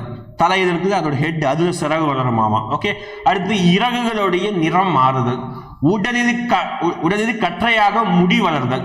ஓகே, அடுத்து பாருங்க, இதெல்லாம் வந்து ஒரு மாற்றமா சொல்றாங்க. அவ்வளவுதான், இதுதான் சிம்பிள் பேசிக்கானது, ஞாபகம் வச்சுக்கோங்க. இதுதான் ரொம்ப மெமரைஸ், கஷ்டப்பட்டு மெமரைஸ் பண்ணணும், ஈஸியா நம்ம படிச்சிடலாம். அடுத்து இருக்கிறது ரொம்ப முக்கியமானது பாருங்க. அப்போ 1500 ஆண்டுகளுக்கு முன்பு வாழ்ந்த ஒரு புலவர் யாரு அப்படின்னு பார்த்தீங்கன்னா சத்தி மூத்த புலவர் அப்படின்னு சொல்லுவாங்க. ஓகே, சத்தி மூத்த புலவர் வந்து இப்பதான் வாழ்ந்தார், ரொம்ப வருஷத்துக்கு முன்னாடியே வாழ்ந்திருக்காரு. அவர் வந்து இந்த பறவைகள்ல நாரை கேள்விப்பட்டிருக்கீங்க, ஊர்ல பார்த்திருப்பீங்க, நாராய். ஓகே, அதான் என்ன சொல்ற, நாரை பறவை அப்படின்னு சொல்லுவோம். அந்த நாரையை புகழ் ஒரு பாடல் வரியை சொல்றாங்க, நாராய் நாராய் செங்கல் நாராய் அப்படின்னு ஒரு பாடல் வரி யார் படிச்சிருப்பா அப்படின்னு பார்த்தீங்கன்னா சத்தி. ஓகே, சத்தி முத்த புலவர் அப்படின்னு சொல்லுவாங்க. ஓகே, இதோட கூகுள் போட்டோலாம் கிடைக்கிறேன். ஏன்னா ரொம்ப 1500 வருஷம் முன்னாடி வாழ்ந்தவர் உருவமே கிடையாது. இவருடைய பேரை நம்ம போட்டோ வச்சுக்கோங்க கூகுளில், விக்கிபீடியாவில் வரும் தகவல் வரும், ஆனால் இமேஜ் கிடைக்காது. ஏன் அப்படின்னா அவர் நாரையை புகழ்ந்து பண்ண இவருடைய பேரை போட்டது நாரையுடைய போட்டோ தான் ஃபர்ஸ்ட் வரும். ஓகே, அது பாருங்க, தென் திசை குமரி ஆடி வட திசைக்கு ஏகுவீர் ஆயின் என்னும் அடிகள் யாரால் எழுதப்பட்டுள்ளது? பாருங்க, 2 பாடல் வரிகள் முக்கியம். ஒன்னு நாராய் நாராய் செங்கால் நாராயண ஒரு பாடல் வரியும், தென் திசை குமரி ஆடி வட திசைக்கு ஏகுவீர் ஆயின் அப்படிங்கிற ஒரு பாடல் வரி யாரு? சத்தி மூத்த புலவர். ஞாபகம் வச்சுக்கணும்ப்பா. இந்த நார பறவை சம்பந்தமா குமரி ஆடி வட திசை இந்த மாதிரி வார்த்தைகள் வந்தாலே சத்தி மூத்த புலவர் ஞாபகம் வச்சுக்கணும். ஓகேவா? நாரையுடைய முயற்சி. அடுத்து பாருங்க, வெளிநாட்டு பறவைகளுக்கு புகலிடமாக திகழ்வது தமிழ்நாடு. நான் சொன்னா நம்ப மாட்டீங்க, ஸ்கூலுக்கு போய் கொடுத்துருக்காங்க. வெளிநாட்டு பறவைகளுக்கு ஐரோப்பா அமெரிக்காவில இருந்து நம்ம ஊருக்கு பறவை வருதுப்பா, உண்மைதான்ப்பா, அவ்வளவு தூரத்துல இருந்து வருது. ஓகேவா? அதுக்கு தமிழ்நாடு புகலிடமா இருக்கு. அடுத்து பாருங்க, சிட்டுக்குருவி. நம்ம சின்ன வயசுல, ஓகேவா, நான் சின்ன வயசுல இருக்கும்போது வீட்டுக்குள்ளேயே சிட்டுக்குருவி, அந்த கிராமத்துல இருந்தோம், வீட்டுக்குள்ளேயே சிட்டுக்குருவி அந்த கண்ணாடி, பெரிய வீடுகள் தான் கிராமப்புறம்னால பெரிய கண்ணாடி மாதிரி வச்சிருப்பாங்க. ஓகேவா? அதாவது வீட்டுக்குள்ள வர்றவங்க அதை ஃபேஸ் பண்ணிட்டு தான் வருவாங்கிறதுக்காக பெரிய கண்ணாடி. ஓகே, இந்த டிவி அளவுக்கு ஒரு பெரிய கண்ணாடி செவுத்துல இப்படி சாய்ச்சி வச்சிருப்போம். ஓகே, நம்ம சின்ன வயசுல நம்ம என்ன செய்வோம், ஒரு 5ஆம் கிளாஸ் 6ஆம் கிளாஸ் படிக்கும் போது லேட்டாக தான் எந்திப்போம், ஒரு 7-8க்கு தான் எந்திப்போம். அதுக்கு முன்னாடி என்ன சின்ன 7 மணிக்கு தான் கதவு திறக்கும் போது என்ன ஆயிரும் அப்படின்னு பார்த்தீங்கன்னா, அப்படியே பறந்து அந்த சிட்டுக்குருவி அந்த கண்ணாடிக்கு, ஓகே, தாசா போட்டிக்கோன்னு சொல்லுவோம், அந்த இடத்துல வச்சிருப்பாங்க. அதோடைய மூஞ்சை பார்த்து அதுவே கொத்திக்கும். எப்போ? இதெல்லாம் 6th 7th படிக்கும்போது. அதுக்கப்புறம் காலங்கள் போக போக சிட்டுக்குருவி தான் பார்க்கறதே, வீட்டுக்குள்ள வரதே கிடையாது. ஓகே, அங்கங்க பறந்துகிட்டு இருக்கும். இப்பதான் ஊர்ல கிராமப்புறத்துல போய் பார்த்தா கூட சிட்டுக்குருவியை பார்க்கறது ஏதோ அரிதான ஒரு விலங்கையோ அரிதான பறவைகளை பார்க்குற மாதிரி ஆச்சு. அந்த அளவுக்கு சிட்டுக்குருவி அவ்வளவு அளவு இந்தியாவிலேயே உலகத்திலேயே அழிஞ்சு போச்சு. ஏன்? நமக்கு தெரியும். நம்ம தான் எந்திரன் படம் 2 எடுத்திருக்காங்க. எந்திரன் பார்ட் 2ல சிட்டுக்குருவி பற்றி பறவைகளை பற்றி அதிகமாக பேசியிருப்பாங்க. அதே கதை தான் உண்மையாவே. ஓகே, அப்போ சிட்டுக்குருவியை பற்றி பேசுறாங்க. சிட்டுக்குருவிகள் கூடு கட்டி வாழும் பறவை இனத்தை சார்ந்தது. ஞாபகம் வச்சுக்கணும். ஓகே, சிட்டுக்குருவியை பற்றி. அடுத்து பாருங்க, சிட்டுக்குருவி 14 நாட்கள் அடை காக்கும். எத்தனை நாட்கள் குட்டி அடை காக்கும்? 14 நாட்கள் அடை காக்கும். 15ஆம் நாளில் குஞ்சுகள் வெளிவந்துவிடும். ஓகே, சிட்டுக்குருவிக்கு அப்போ அந்த டியூரேஷன் பீரியட் எவ்வளவு? 14 நாட்கள். அடுத்து பாருங்க, சிட்டுக்குருவியின் வாழ்நாள் 10 to 13 ஆண்டுகள் தான். மொத்தமே அது வாழ்க்கையே 10 to 13 வருஷம் தான். அடுத்து போலாமா? அடுத்து, சிட்டுக்குருவியின் முட்டைகள் 3 to 6 முட்டை விடும். பொதுவாக அறிந்து வரும் பறவை என்னன்னா சிட்டுக்குருவி. எஸ், உண்மைதான். பார்க்கும்போது நமக்கு அந்த பழைய விஷயங்களை நமக்கு ஞாபகம் வரும்ல. ஓகே, நல்ல ஒரு பறவை. அடுத்து பாருங்க, சிட்டுக்குருவி பத்தி நான் கடைசி ஒரு 2 பாயிண்ட் படிக்கணும். அடுத்து, கப்பல் பறவைன்னு ஒரு பறவை இருக்குப்பா. ஓகேவா? சிறகே அடைக்காம, ஓகே, சிறகு அசைக்காமையே கடலை தாண்டி பறக்கக்கூடிய பறவைக்கு பேர் தான் என்னது? கப்பல் பறவை. அதாவது ஃப்ரிகேட் பேர்டு அப்படின்னு சொல்றாங்க. ஓகேவா? சிறகே அசைக்காம, சிறகு அடிக்காம அப்படியே ஒரு தடவை அடிச்சுட்டு அப்படியே வச்சுக்கும். அப்படியே வச்சுட்டு ஒரு கடலையே தாண்டி போகுமா. பார்த்தீங்களா எவ்வளவு பெரிய பறவை? அந்த பறவைக்கு பேர், அந்த பறவைக்கு பேர் தான் என்னது? கப்பல் பறவை அப்படின்னு சொல்றாங்க. அடுத்து பாருங்க, அதே பறவை தான் தரையே இறங்காமல் 400 கிலோமீட்டர் வரை பறக்கும் பறவைக்கு பேர் தான் கப்பல் பறவை. யோசிச்சு பாருங்க, தரையே இறங்காது, சிறகை அடிக்காது. இப்போ யோசிச்சு பாருங்க, அப்படியே சிறக வச்ச மாதிரி காத்து போற திசையில சல்லுன்னு 400 கிலோமீட்டர் போகுது. யோசிச்சு பாருங்க. அப்போ இதெல்லாம் பறவைகள் தான் ஒரு அதிசய மாதிரி தான். ஓகே, அடுத்தது கப்பல் பறவையின் வேறு பெயர்கள். கப்பல் பறவையோட வேறு பெயர்கள் என்ன இருக்கு அப்படின்னா, கூளை கடா, அப்புறம் கடற்கொள்ளை பறவை. 2 பேர் இருக்கு. ஓகே, கூளை கடா, இன்னொன்னு கடற்கொள்ளை பறவை அப்படின்னு சொல்றாங்க. அடுத்து பாருங்க, பெண் சுட்டுக்குருவியின் உடல் நிறம் என்ன? மங்கிய பழுப்பு. அடுத்து, இன்றைய பறவையியல் ஆய்வாளர்களுக்கு முன்னோடி யார்? ரொம்ப முக்கியமானவர்ப்பா. ஓகே, இந்த நபரம் படிக்காம இருக்கவே கூடாது. ஓகே, உங்க வாழ்க்கைக்கும் படிக்கணும், சப்ஜெக்ட்லையும் படிக்கணும். கண்டிப்பா தெரிஞ்சுக்கணும். படிக்கிறதோட தெரிஞ்சுக்கோங்க. ஓகே, நீங்க எக்ஸாம் படிக்கிறது நான் கஷ்டப்பட்டு படிக்கிறேன், வேலைக்காக படிக்கிறேன், அதான் இல்லை, உங்க வாழ்க்கைக்காக நீங்க படிக்கிறீங்க. ஓகேங்களா? உங்க வாழ்க்கையை நீங்க கத்துக்கணும். அதுக்காக தான் டிஎன்பிசியோ வேற எந்த எக்ஸாம் இருந்தாலும் அதுக்காக தான் நீங்க படிக்கிறீங்க. அதை நீங்க புரிஞ்சுக்கணும். ஓகேவா? எக்ஸாமுக்கு நான் வேலை கிடைக்கிறதுக்காக மட்டும் படிச்சா அதெல்லாம் ஒரு படிப்பே கிடையாது. ஓகே, அதெல்லாம் மறந்து போயிடும் எக்ஸாமுக்கு அப்புறம். அப்படி இருக்காங்க. நான் வாழ்க்கையை வாழணும், என் வாழ்க்கையில நான் என்னெல்லாம் என்னை சுத்தி என்னதான் நடக்குது தெரிஞ்சுக்கணுமா, படி. அதுக்காக படிச்சுக்கும். ஓகேவா? அதுக்காக படிச்சேன்னா உன் ஆழ் மனதில் எல்லாமே அது உணர்வுகளோட நீ படிப்ப. சும்மா படிக்கிறது வேற, உணர்வுகளாக படிக்கிறதுங்கிறது வேற. ஓகே, அப்போ இந்த பறவை ஆய்வாளர்கள், பறவையெல்லாம் நிறைய பேர் ஆராய்ச்சி பண்றாங்க. அந்த ஆராய்ச்சிக்கு முன்னோடியா ஒருத்தர் இருந்தார். அவர் தான் யாருன்னா டாக்டர் சலீம் அலி. ஓகே, இவர் ஒரு படம் எடுத்திருக்காங்க, அதுதான் எந்திரன் படம் 2. ஓகே, இந்தியாவின் பறவை மனிதர் என்று அழைக்கப்படுபவர் தான் யாரு? டாக்டர் சலீம் அலி. இந்தியாவுடைய பறவை மனிதர். அதுதான் இவர் காமிச்சிடும், ஃபர்ஸ்ட் இமேஜ் காமிச்சிடும். இவர் தான் ஆக்சுவலாக பார்த்தீங்கன்னா சதிமதி. ஓகே, இந்தியாவுடைய பறவை மனிதர் அதுதான் சொல்லியிருப்பாங்க. Bird man of India. Okay, bird கிடையாது, பேர்டு. ஓகே, பறவை மனிதன் அப்படின்னு சொல்கிறாங்க. இவருடைய காலம் பாருங்க, 1896 1987 வரைக்கும் இவருடைய வாழ்க்கை எல்லாமே பறவைகளுக்காகவே ஆராய்ச்சி செஞ்சு பறவைகளுக்காக இருந்திருப்பாரு. இவருடைய வாழ்க்கையை தான் அந்த எந்திரன் படம் 2ல வந்து கதாபாத்திரத்தை வந்து பிரதிபலிச்சிருக்கும், அக்ஷய்குமார் கதாபாத்திரம். ஓகே, இவருடைய முக்கியமான ஒரு புக் இருக்குப்பா. தன் வாழ்க்கை வரலாற்று நூலுக்கு சிட்டுக்குருவியின் வீழ்ச்சி அப்படின்னு சொல்லிட்டு பேர் வச்சிருக்காரு. தன் வாழ்க்கை வரலாற்றுக்கு என்ன பேர் வச்சிருக்காரு? சிட்டுக்குருவியின் வீழ்ச்சி, த ஃபால் ஆஃப் ஸ்பேரோ அப்படின்னு சொல்லிட்டு பேர் வச்சிருக்காரு டாக்டர் சலீம் அலி. அடுத்து பாருங்க, மனிதன். அவர் ரொம்ப ஒரு முக்கியமான ஒரு கொட்டேஷன் சொல்றாரு. இதெல்லாம் வந்து உங்களுக்கு சவுத் அடிச்ச மாதிரி இருக்கும், அந்த மாதிரி ஒரு கொட்டேஷன் பாருங்க. மனிதன் இல்லாத உலகில் பறவைகள் வாழ்ந்துடலாம். ஓகே, நல்லா கவனிச்சுங்க. மனுஷனே இல்லைனாலும் பறவை வாழ்ந்துடும். ஆனா பறவையே இல்லாத உலகில் மனிதனால் வாழ முடியாது. எஸ், சயின்டிபிக்கா உண்மைதான், அதுதான் இங்க சொல்றாங்க. மனிதன் இல்லாத உலகில் பறவைகள் வாழ முடியும், ஆனால் பறவைகள் இல்லாத உலகில் மனிதன் வாழ முடியாது, டாக்டர் சலீம் அலி சொன்னது. அடுத்து பாருங்க, உலகிலேயே நெடுந்தொலைவு 22,000 கிலோமீட்டர் பயணம் செய்யும் பறவை இனம் எது அப்படின்னா ஆர்டிக் ஆலா. ஓகே, நெடுந்தூரம்னா ஒரே ஷாட்ல கிடையாது, ஒரே ஷாட்ல படிக்கிறது நம்ம பறவை தான். என்னது, கப்பல் பறவை 400 கிலோமீட்டர் படிக்குது. ஓகே, அடிக்குது. ஆனா இங்க வந்து அங்க நின்று கூட நெடுந்தொலைவு பறக்கக்கூடியதுன்னா ஆர்டிக் ஆலா அப்படின்னு சொல்றாங்க. ஓகே, அடுத்து பறவையை பற்றி படிக்கக்கூடிய படிப்புக்கு பெயர் என்ன அப்படின்னா ஆர்டினாலஜி. சரி, ஆர்னித்தாலஜி அப்படின்னு சொல்றாங்க, பறவை பற்றி படிக்கக்கூடியது. அடுத்து உலக சிட்டுக்குருவி தினம், நிறைய பேர் ஜிகேல படிச்சிருப்பீங்க, மார்ச் 20. அடுத்து ஆண் சிட்டுக்குருவியின் தொண்டை பகுதி கருப்பு நிறமா இருக்கும். சிம்பிள் தான். ஓகேங்களா, ரைட். அடுத்து பார்க்கலாமா? அடுத்து நம்மளுடைய ஒரு தலைவரை பத்தி படிக்க போறோம். நான் சொன்னேன், உரைநடைனா தலைவர்களை பத்தி ஒரு கான்செப்டை பத்தி இருக்கும். அதுல ஒரு மாபெரும் தலைவரை பத்தி படிக்க போறோம். அது நம்மளுடைய பெருந்தலைவர் காமராசரை பத்தி படிக்க போறோம். ஓகே, கர்ம வீரர், ஏகப்பட்ட பட்டங்கள் இருக்குது இவருக்கு. பட்ட பெயர்கள் பார்த்தீங்கன்னா காமராசோட சிறப்பு பெயர்கள். மன்னரா இருந்தாலும் பட்ட பெயர், சிறப்பு பெயர்கள். ஓகேவா, ஹிஸ்டரி நடத்தி என்ன ஆகுது, பட்ட பேர்னு வாயில வருது, சிறப்பு பெயர். ஓகே, அப்போ காமராசோட சிறப்பு பெயர் தான் ஃபர்ஸ்ட் நம்ம சொல்றது பெருந்தலைவர் காமராசர். ஏன் சொல்றோம்? பெரிய தலைவர், இப்போ நாட்டிலே வருதான். எஸ், உண்மைதான். ஓகே, கிங் மேக்கர்னே சொல்லுவாங்க. ஓகே, பெருந்தலைவர் காமராஜர். அடுத்து படிக்காத மேதை. ஏன் சார் படிக்காத மேதை சொல்றீங்க? உண்மைதான். ஸ்கூல் போயிருக்காரு. 6ஆம் கிளாஸ் 8ஆம் கிளாஸ் அவருடைய பயோபிக்ல வந்திருக்கும். 8ஆம் கிளாஸ் நம்ம தான் வந்து படிச்சிருப்பாரு. அதுக்கப்புறம் அவங்களுடைய அப்பாத்தா, அதாவது பாட்டி என்ன பண்ணிருப்பாங்கன்னா, ஸ்கூலுக்கு போக முடியாதுன்னா அப்படியே விட்டுருப்பாங்க. ஓகே, அதனால ஆனாலும் படிக்கவே இல்லைனாலும், ஸ்கூல்ல SSLC கூட முடிக்கலனாலும் என்னன்னா, அதாவது ஒரு படிச்சவன் சொல்லாத விஷயத்தான் இவர் சொல்லுவார். அந்த அளவுக்கு பெரிய மேதையா இருப்பார். அவர் தான் படிக்காத மேதை அப்படின்னு நிறைய விஷயங்கள். ஓகே, நான் ஷேர் பண்றேன் நிறைய விஷயங்கள். ஓகே, அடுத்து கர்ம வீரர் அப்படின்னு சொல்றாங்க. அடுத்து கருப்பு காந்தி. அப்பா, அதெல்லாம் பெரிய பெரிய பேருப்பா. ஓகே, கருப்பு காந்தி. காந்தியை வந்து ஒரு நபரோட லிங்க் பண்ணும். கருப்பு காந்தி, பச்சை காந்தி தான் இருக்காங்க. அதுல கருப்பு காந்தினா யாரு? நம்மளுடைய காமராஜ் சொல்றாங்க. அடுத்து பாருங்க, ஏழைகளின் பங்காளர். ஏழையுடைய இருப்பான்ப்பா. ஏழைக்கு என்ன தேவை அதை செய்வான்ப்பா. அடுத்து பாருங்க, தலைவர்களை உருவாக்குபவர். எஸ், தலைவர்கள் இவர் தான். இந்திரா காந்தி இவர் தான் பிரைம் மினிஸ்டர் ஆக்கினார். உண்மைதான். ஓகே, அதுக்கு முன்னாடி இருந்த குல்சார் நந்தாவா, எஸ், அவர் கூட பிரைம் மினிஸ்டர் ஆக்கினது இவர் தான். ஓகே, அப்போ தலைவர்களை உருவாக்குவர், லீடர். ஓகே, கிங் மேக்கர் அப்படின்னு நம்ம சொல்றோம். ஓகே, இது எல்லாமே இன்னொரு சிறப்பெயர் இருக்கு, கல்வி கண் திறந்தவர். ஓகே, கல்வி கண் திறந்தவர். நிறைய ஸ்கூல் ஓபன் பண்ணாலும் இவர் என்ன சொல்றாங்க? கல்வி கண் திறந்தவர். இந்த பட்ட பெயரை, இந்த சிறப்பு பெயரை யார் சொன்னது அப்படி பார்த்தீங்கன்னா நம்மளுடைய பெரியார். ஓகே, இவருடைய சிறப்பு பெயரை யார் சொன்னது? பெரியார் சொல்லிப்பார். கல்வி கண் திறந்தவர் காமராஜர் அப்படி சொன்னது யாரு? பெரியார். ஓகே, ஞாபகம் வச்சுக்கணும். நம்மளுடைய அரசியல் வரலாறுல தமிழ்நாட்டில் ஒரு சிறப்பான ஒரு நபர், யாருமே அந்த அளவுக்கு அட்டைன் பண்ண முடியாத ஒரு உயரம்னா காமராஜருக்கு தான் இருக்கு.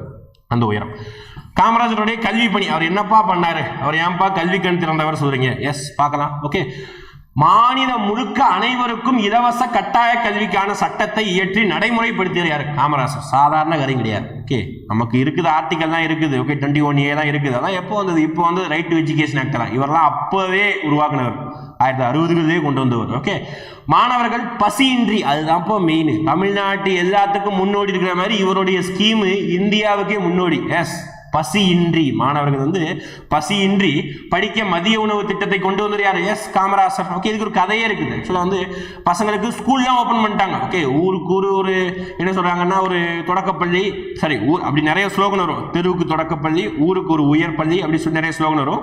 எல்லா ஸ்கூல்லையும் ஸ்கூல் ஓபன் பண்ணியாச்சு. எல்லா ஊர்லையும் ஸ்கூல் ஓபன் பண்ணாங்க. பசங்க வர மாட்டேங்கிறாங்க. உடனே பார்த்துருக்கும் போது ஸ்கூல் பக்கத்துலேயே பசங்க என்ன செய்றாங்கன்னா, ஆடு மாடு மேய்ச்சிட்டு இருக்காங்க. அப்படி ஒருத்தரை கூப்பிட்டு கேட்கும்போது, நான் ஆடு மாடு மேய்ச்சாவது, எனக்கு ஏதாவது வந்து பணத்துக்காக எங்க அம்மா அப்பா கஷ்டப்படாம எனக்கு கூலோ கஞ்சியோ நான் குடிப்பேன், நான் ஸ்கூலுக்கு வந்துட்டா எனக்கு எப்படி சாப்பாடு கிடைக்கும், எனக்கு சாப்பாட்டுக்கு வழிதான் போயிருமே சொல்லிட்டு ஒரு குழந்தைகிட்ட ஒரு குழந்தைகிட்ட இவர் வந்து கேட்டிருப்பாரு. அதை கேட்டு, இதெல்லாம் கதைகள் தான், நான் போய் பார்க்கறப்பா. ஓகேவா, கதைகள் ஒரு ஸ்டோரியா நமக்கு வந்த கதைகள் தான் சொல்றோம். அப்படி கேட்கும்போது என்ன சொல்லுவாங்க அப்படி பார்த்தீங்கன்னா, அப்பதான் இவர் முடிவு பண்றாரு, ஏன் வந்து ஆக்சுவலா வந்து ஏன் இவங்க வந்து சாப்பாடு கஷ்டப்படுன்னு சொல்லிட்டு, இனிமேல் வர்றவங்களுக்கு மதிய சாப்பாடு இருக்குது, மதிய உணவு திட்டம் அப்படின்னு சொல்லிட்டு கொண்டு வந்துருவோம்னு சொல்லிட்டு கொண்டு வந்து, அதுதான் காமராஜர். அப்போ வந்து நிறைய நெருக்கடி தான் இருந்தது, நிதி நெருக்கடி எவ்வளவோ இருந்தது. ஓகே, கூப்பிட்டு கேட்டார் தலைமை செயலாளர் சீஃப் செக்ரட்டரி கூப்பிட்டு கேட்கும்போது, இல்லை ஐயா நிதி நெருக்கடி இப்போ நிறைய நிதி நெருக்கடி இருக்குது, இப்பெல்லாம் நம்ம அதை கொண்டு வந்தால் கஷ்டமா இருக்கக்கூடாது, குழந்தைக்கு சாப்பாடு போடுறதுக்காக என்னப்பா நிதி நெருக்கடின்னு சொல்லிட்டு அவருடைய லாங்குவேஜில் அப்படியே பேசியிருக்கோம். நிறைய நடக்கும். ஓகே, உண்மையாக சொல்ல போனால் நான் பொய் சொல்ல கூட நினைக்கலாம், நான் படித்த ஸ்கூல் ஓகேவா, நான் படித்த ஸ்கூலே காமராஜர் தான் வந்து கட்டி கொடுத்து காமராஜர் திறந்தே வச்சார். அது பிறகு நிறைய ஸ்டோரி இருக்கு. ஓகே, நான் வந்து எங்களுடைய பக்கத்தில் இருக்கக்கூடிய நபர்கள் தான் விசாரிக்கும் போது காமராஜர் அப்போ வந்து பார்த்துட்டு இங்கே ஒரு ஸ்கூல் கட்டணும் அப்படின்னு சொல்லி அது நிறைய ஸ்டோரி இருக்குது. ஓகே, அது எம்எல்ஏ வந்து இடம் கொடுத்துருப்பாரு, அப்புறம் ஸ்கூல் கட்டணும் கம்பல் பண்ணியிருப்பாரு. இருந்தாலும் அதை வந்து ஊர் பக்கத்தில் தான் விசாரிச்சு அவர் தான் வந்து திறந்து வச்சார். இன்னமும் நான் படித்த ஸ்கூலில் அந்த கல்வெட்டுகளே இருக்கு. நான் படித்த ஸ்கூல் மட்டும் கிடையாது, நிறைய ஸ்கூல்ஸ் எடுத்து பார்த்தீங்கன்னா கிராமப்புறத்தில் நிறைய ஸ்கூல்ஸ்ல காமராஜர் நேரே வந்து திறந்து வச்சிருப்பார். ஓகே, அந்த அளவுக்கு பள்ளிக்கூடங்களை அதிகமா இவர் கட்டியிருப்பாரு. கெட்டதுக்கு நிறைய உதவிகளையும் பண்ணியிருப்பாரு. அதாவது இந்த பண்ற விதமே வேற மாதிரி இருக்கும். ஃபார் எக்ஸாம்பிள் வந்து ஒரு ஷேர் பண்றேன். ஓகே, என்ன அப்படின்னு பார்த்தீங்கன்னா, ஒரு ஊர்ல எந்த ஊர் மென்ஷன் பண்ண விரும்பல, ஒரு ஊர்ல வந்து ஒரு எம்எல்ஏ வந்து தேட்டர் கட்டுறதுக்கு, அந்த காலத்துல வந்து தேட்டர் கிடையாது, டென்ட் கொட்டாய் மாதிரி இருக்கும், தேட்டர் கட்டுறதுக்காக பெர்மிஷன் கேட்கிறார். ஓகே, 2 தேட்டருக்காக பெர்மிஷன் கேட்கிறார் ஒரு எம்எல்ஏ. அப்போ அவர் காங்கிரஸ் கட்சி தான். ஓகே, எம்எல்ஏ கேட்கும்போது ஃபர்ஸ்ட் நீ ஒரு 2 ஸ்கூலை கேட்டு, நான் உன் சொந்த இடத்துல கொடுத்து 2 ஸ்கூலை கேட்டு நான் உனக்கு தேட்டர் கட்டுறதுக்கு பர்மிஷன் தரேன் சொல்லிட்டு காங்கிரஸ் சொல்லியிருப்பார். அதன் அடிப்படையில் அந்த எம்எல்ஏ அவருடைய தொகுதியில 2 ஸ்கூலையும் கட்டியிருப்பாரு, அவருக்கு 2 தேட்டருக்கையும் பர்மிஷன் கொடுத்தார். இதெல்லாம் உண்மை கதை. ஓகே, இது எங்கேயும் மறுக்க முடியாது, எல்லாத்துக்குமே இருக்குது. ஓகே, இதே மாதிரி இது வந்து எனக்கு தெரிஞ்ச எக்ஸாம்பிள், இந்த மாதிரி எக்கச்சக்கமான எக்ஸாம்பிள் எல்லாமே இருக்கு. அப்புறம் அந்த எம்எல்ஏ பண்ணியிருப்பார் அவருடைய சொந்த நிலம். அந்த காலத்தில் எம்எல்ஏ நிறைய நிலங்கள் வச்சிருப்பாங்க, சொந்த நிலத்தை கொடுத்துட்டு அரசாங்க சார்பில் கட்டிடங்கள் கட்டியிருப்பாங்க. சரிங்களா, இதுதான் கதைகள். ஓகே, அடுத்து பார்க்கலாமா? பள்ளிகளில் ஏற்றத்தாழ்வின்றி குழந்தைகள் கல்வி கற்க சீருடை திட்டத்தை அறிமுகம் செய்தவர் கர்ம வீரர். ஓகேவா, ஸ்கூல் திறந்தாச்சு, ஒருத்தன் பெரிய நல்ல டீசன்ட் சட்டை போட்டு வருவான். நம்ம ஊர்ல படிக்கக்கூடிய ஏழை பசங்க சட்டையே இல்லாம வருவாங்க, இதெல்லாம் இருக்கக்கூடாது. டீசெண்டா எல்லாருக்குமே யூனிஃபார்ம் அது கொண்டு வந்தாரு. பள்ளிகளின் வசதிகளை பெருக்க பள்ளி சீரமைப்பு மாநாடுகளை நடத்தியவர் காமராசர். மாணவர்களுக்கு உயர்கல்வி பெற பொறியியல் கல்லூரிகள், மருத்துவக் கல்லூரி, கால்நடை மருத்துவக் கல்லூரி, ஆசிரியர் பயிற்சி எல்லாத்தையும் கொண்டு வந்திருப்பாரு காமராசர் தான். ஓகே, கல்வி புரட்சிக்கு தமிழ்நாட்டில் வீத்திட்டவர் காமராசர் தான். ஏகப்பட்ட ஸ்கூல் காலேஜ் பாருங்க, நான் சொன்னது பாருங்க, 1 மைல் தூரத்துல ஆரம்ப பள்ளி, 1 மைல். ஓகே, 1 மைல் தூரத்துல ஆரம்ப பள்ளி, 1.5 கிலோமீட்டர். 3 மைல் தூரத்துல நடுநிலை பள்ளி 8 வரைக்கும் இருக்கும். அடுத்து பாருங்க 5 மைல் தூரத்துல உயர்நிலை பள்ளி. அந்த காலத்துல எஸ்எஸ்சி பெரும்பாடு, அதாவது கொண்டு வந்திருக்காருல. ஓகே, அதான் காமராசர். ஓகே, கொண்டு வந்திருக்க காமராசர். அடுத்து மதுரை, இவரை பெருமை சாற்றும் விதமாக நம்ம தமிழக அரசு என்ன பண்ணிருக்குன்னா, மதுரை பல்கலைக்கழகத்துக்கு இவருடைய பெயர் வச்சிருக்காங்க. மதுரை காமராசர் பல்கலைக்கழகம் அப்படின்னு சொல்லி பெயர் வச்சிருக்காங்க. இது தமிழ்நாடு அரசு பண்ணது. இதை ஓகே, நடுவண் அரசு, மத்திய அரசு என்ன பண்ணிருக்கு பாருங்க, காமராசருக்கு இந்தியாவுடைய உச்சபட்ச விருது பாரத ரத்னா, அதுக்கு அந்த விருது 1976ஆம் ஆண்டே கொடுத்திருப்பாங்க. சரிங்களா, அடுத்து காமராசர் வாழ்ந்த இடங்கள், எந்த இடங்கள் தான் வாழ்ந்த, சென்னையில ஒரு இல்லத்துல வாழ்ந்திருப்பாரு முதலமைச்சர்னால, அங்க ஒரு இல்லத்திலையும், விருதுநகர் அவருடைய சொந்த வீடு அதுலயும் வாழ்ந்திருப்பாரு. அந்த 2 இடங்களும், ஏன்னா அவருக்கு வாரிசுகள் கிடையாது, கல்யாணம் எதுவும் பண்ணல, நாட்டுக்காகவே இருந்ததுனால அவருடைய இல்லங்களை அரசுடைமையாக்கி அரசு தான் அந்த 2 வீடுகளையும் பராமரிச்சுட்டு வருது. இன்னும் நீங்க போனீங்கன்னா விருதுநகர்லையும் சென்னையிலையும் இந்த வீடை பார்க்கலாம். காமராசருக்கு சிலை நிறுவப்பட்ட இடம் சென்னை மெரினா கடற்கரையில சிலை இருக்குது காமராசருக்கு, பெருந்தலைவர் அல்லவா. அடுத்து சென்னையில் உள்ள உள்நாட்டு விமான நிலையத்திற்கு யாருடைய பெயருக்கு சூட்டப்பட்டுள்ளது?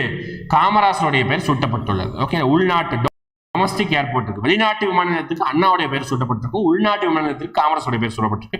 அடுத்து காமராசருக்கு மணிமண்டபம் எங்க அமைந்துள்ளது? கன்னியாகுமரியில் அமைந்துள்ளது. நான் இமேஜ் காமிக்கிறேன். ஓகே, காமராசருக்கு மணிமண்டபம் கன்னியாகுமரியில 2000 வருஷத்துல கலைஞர் ஓபன் பண்ணியிருப்பார். ஓகேங்களா, 2/10/2000 ஆண்டு அமைக்கப்பட்ட ஒரு நினைவு மண்டபம் கன்னியாகுமரி. இதுதான் கன்னியாகுமரியில் இருக்கக்கூடிய காமராசருடைய நினைவு மண்டபம். கன்னியாகுமரியில காந்திக்கு நினைவு மண்டபம் இருக்குது, காமராசருக்கு நினைவு மண்டபம் இருக்கு. ஓகேங்களா, ரைட், முடிஞ்சதா? இது வந்து பாத்தீங்கன்னா காமராசரை பத்தி நம்ம என்ன பண்ணிட்டோம் அப்படின்னு பாத்தீங்கன்னா, நம்ம உரைநடையை நம்ம படிச்சு முடிச்சிட்டோம். மெயினா இந்த பாரத ரத்னா வாங்கினது அவருடைய சிறப்பு பெயர் பார்த்துக்கோங்க. எங்க இல்லங்கள் இருக்குது, சென்னையில வந்து இது இருக்குது, மாநாடு நடத்திருக்காரு. இந்த ஸ்லோகன் ஞாபகம், 1 மைல் தூரத்துல உயர்நிலை பள்ளி, 3 மைல் தூரத்துல 1 மைல் தூரத்துல தொடக்கப்பள்ளி, 3 மைல் தூரத்துல வந்து நடுநிலை பள்ளி, 5 மைல் தூரத்துல பாத்தீங்கன்னா நம்மளுடைய உயர்நிலை பள்ளின்னு சொல்லி கொண்டு வந்திருக்காங்க. ஓகே, அடுத்து பார்க்கலாம். அடுத்து தமிழர் பெருவிழா தலைப்புல அடுத்த உரைநடை பார்க்க போறோம். அவங்க தமிழர்கள் விதைக்கும் காலம் எந்த மாசம் அவங்க விதைப்பாங்க அப்படின்னா ஆடி திங்கள், அப்படின்னா ஆடி மாசம் விதைக்கிறாங்க, அறுவடை பண்றது தை மாசம். ஓகேங்களா? அடுத்து பாருங்க, கதிரவனுக்கு நன்றி கூறி செய்யும் விழா தான் பொங்கல் விழா. ஓகே, தமிழர் திருநாள் நம்ம சொல்றோம், பொங்கல் கொண்டாடுறோமா, தமிழர் திருநாள் சொல்றோமா, தமிழர்கள் பண்டிகை அப்படின்னு நம்ம சொல்லுவாங்க. ஓகேவா? எந்த ஃபங்க்ஷனுக்கும் வாழ்த்து சொல்லாதவங்க ஒரு சில பேர் வந்து பொங்கல் பண்டிகைக்கு வாழ்த்து சொல்றாங்க. தமிழருடைய பண்டிகைகள் ஓகே அந்த அளவுக்கு முக்கியமானது, எந்த ஒரு மதம் ஜாதி எதுவுமே இல்லாம கொண்டாடப்படுவது. ஓகே, ஏன் அப்படின்னா நம்ம சூரியனுக்கு நமக்கு விவசாயம் பண்ணது, கதிரவனுக்கு நன்றி கூறும் விதமாக. அடுத்து தை திங்களில் அறுவடை செய்து பயனடைபவர்கள் தமிழர்கள் அப்படி சொல்றாங்க. அடுத்து அறுவடை திருவிழாவின் மறுபெயர் தான் என்னது, உழவர் திருநாள் அப்படி சொல்றாங்க. 2 நாட்கள் முதல் 4 நாட்கள் வரை கொண்டாடப்படுவது பொங்கல். எஸ், உண்மைதானே? பொங்கல், மாட்டு பொங்கல், காணும் பொங்கல் கொண்டாடுறோமா, அதுதான்.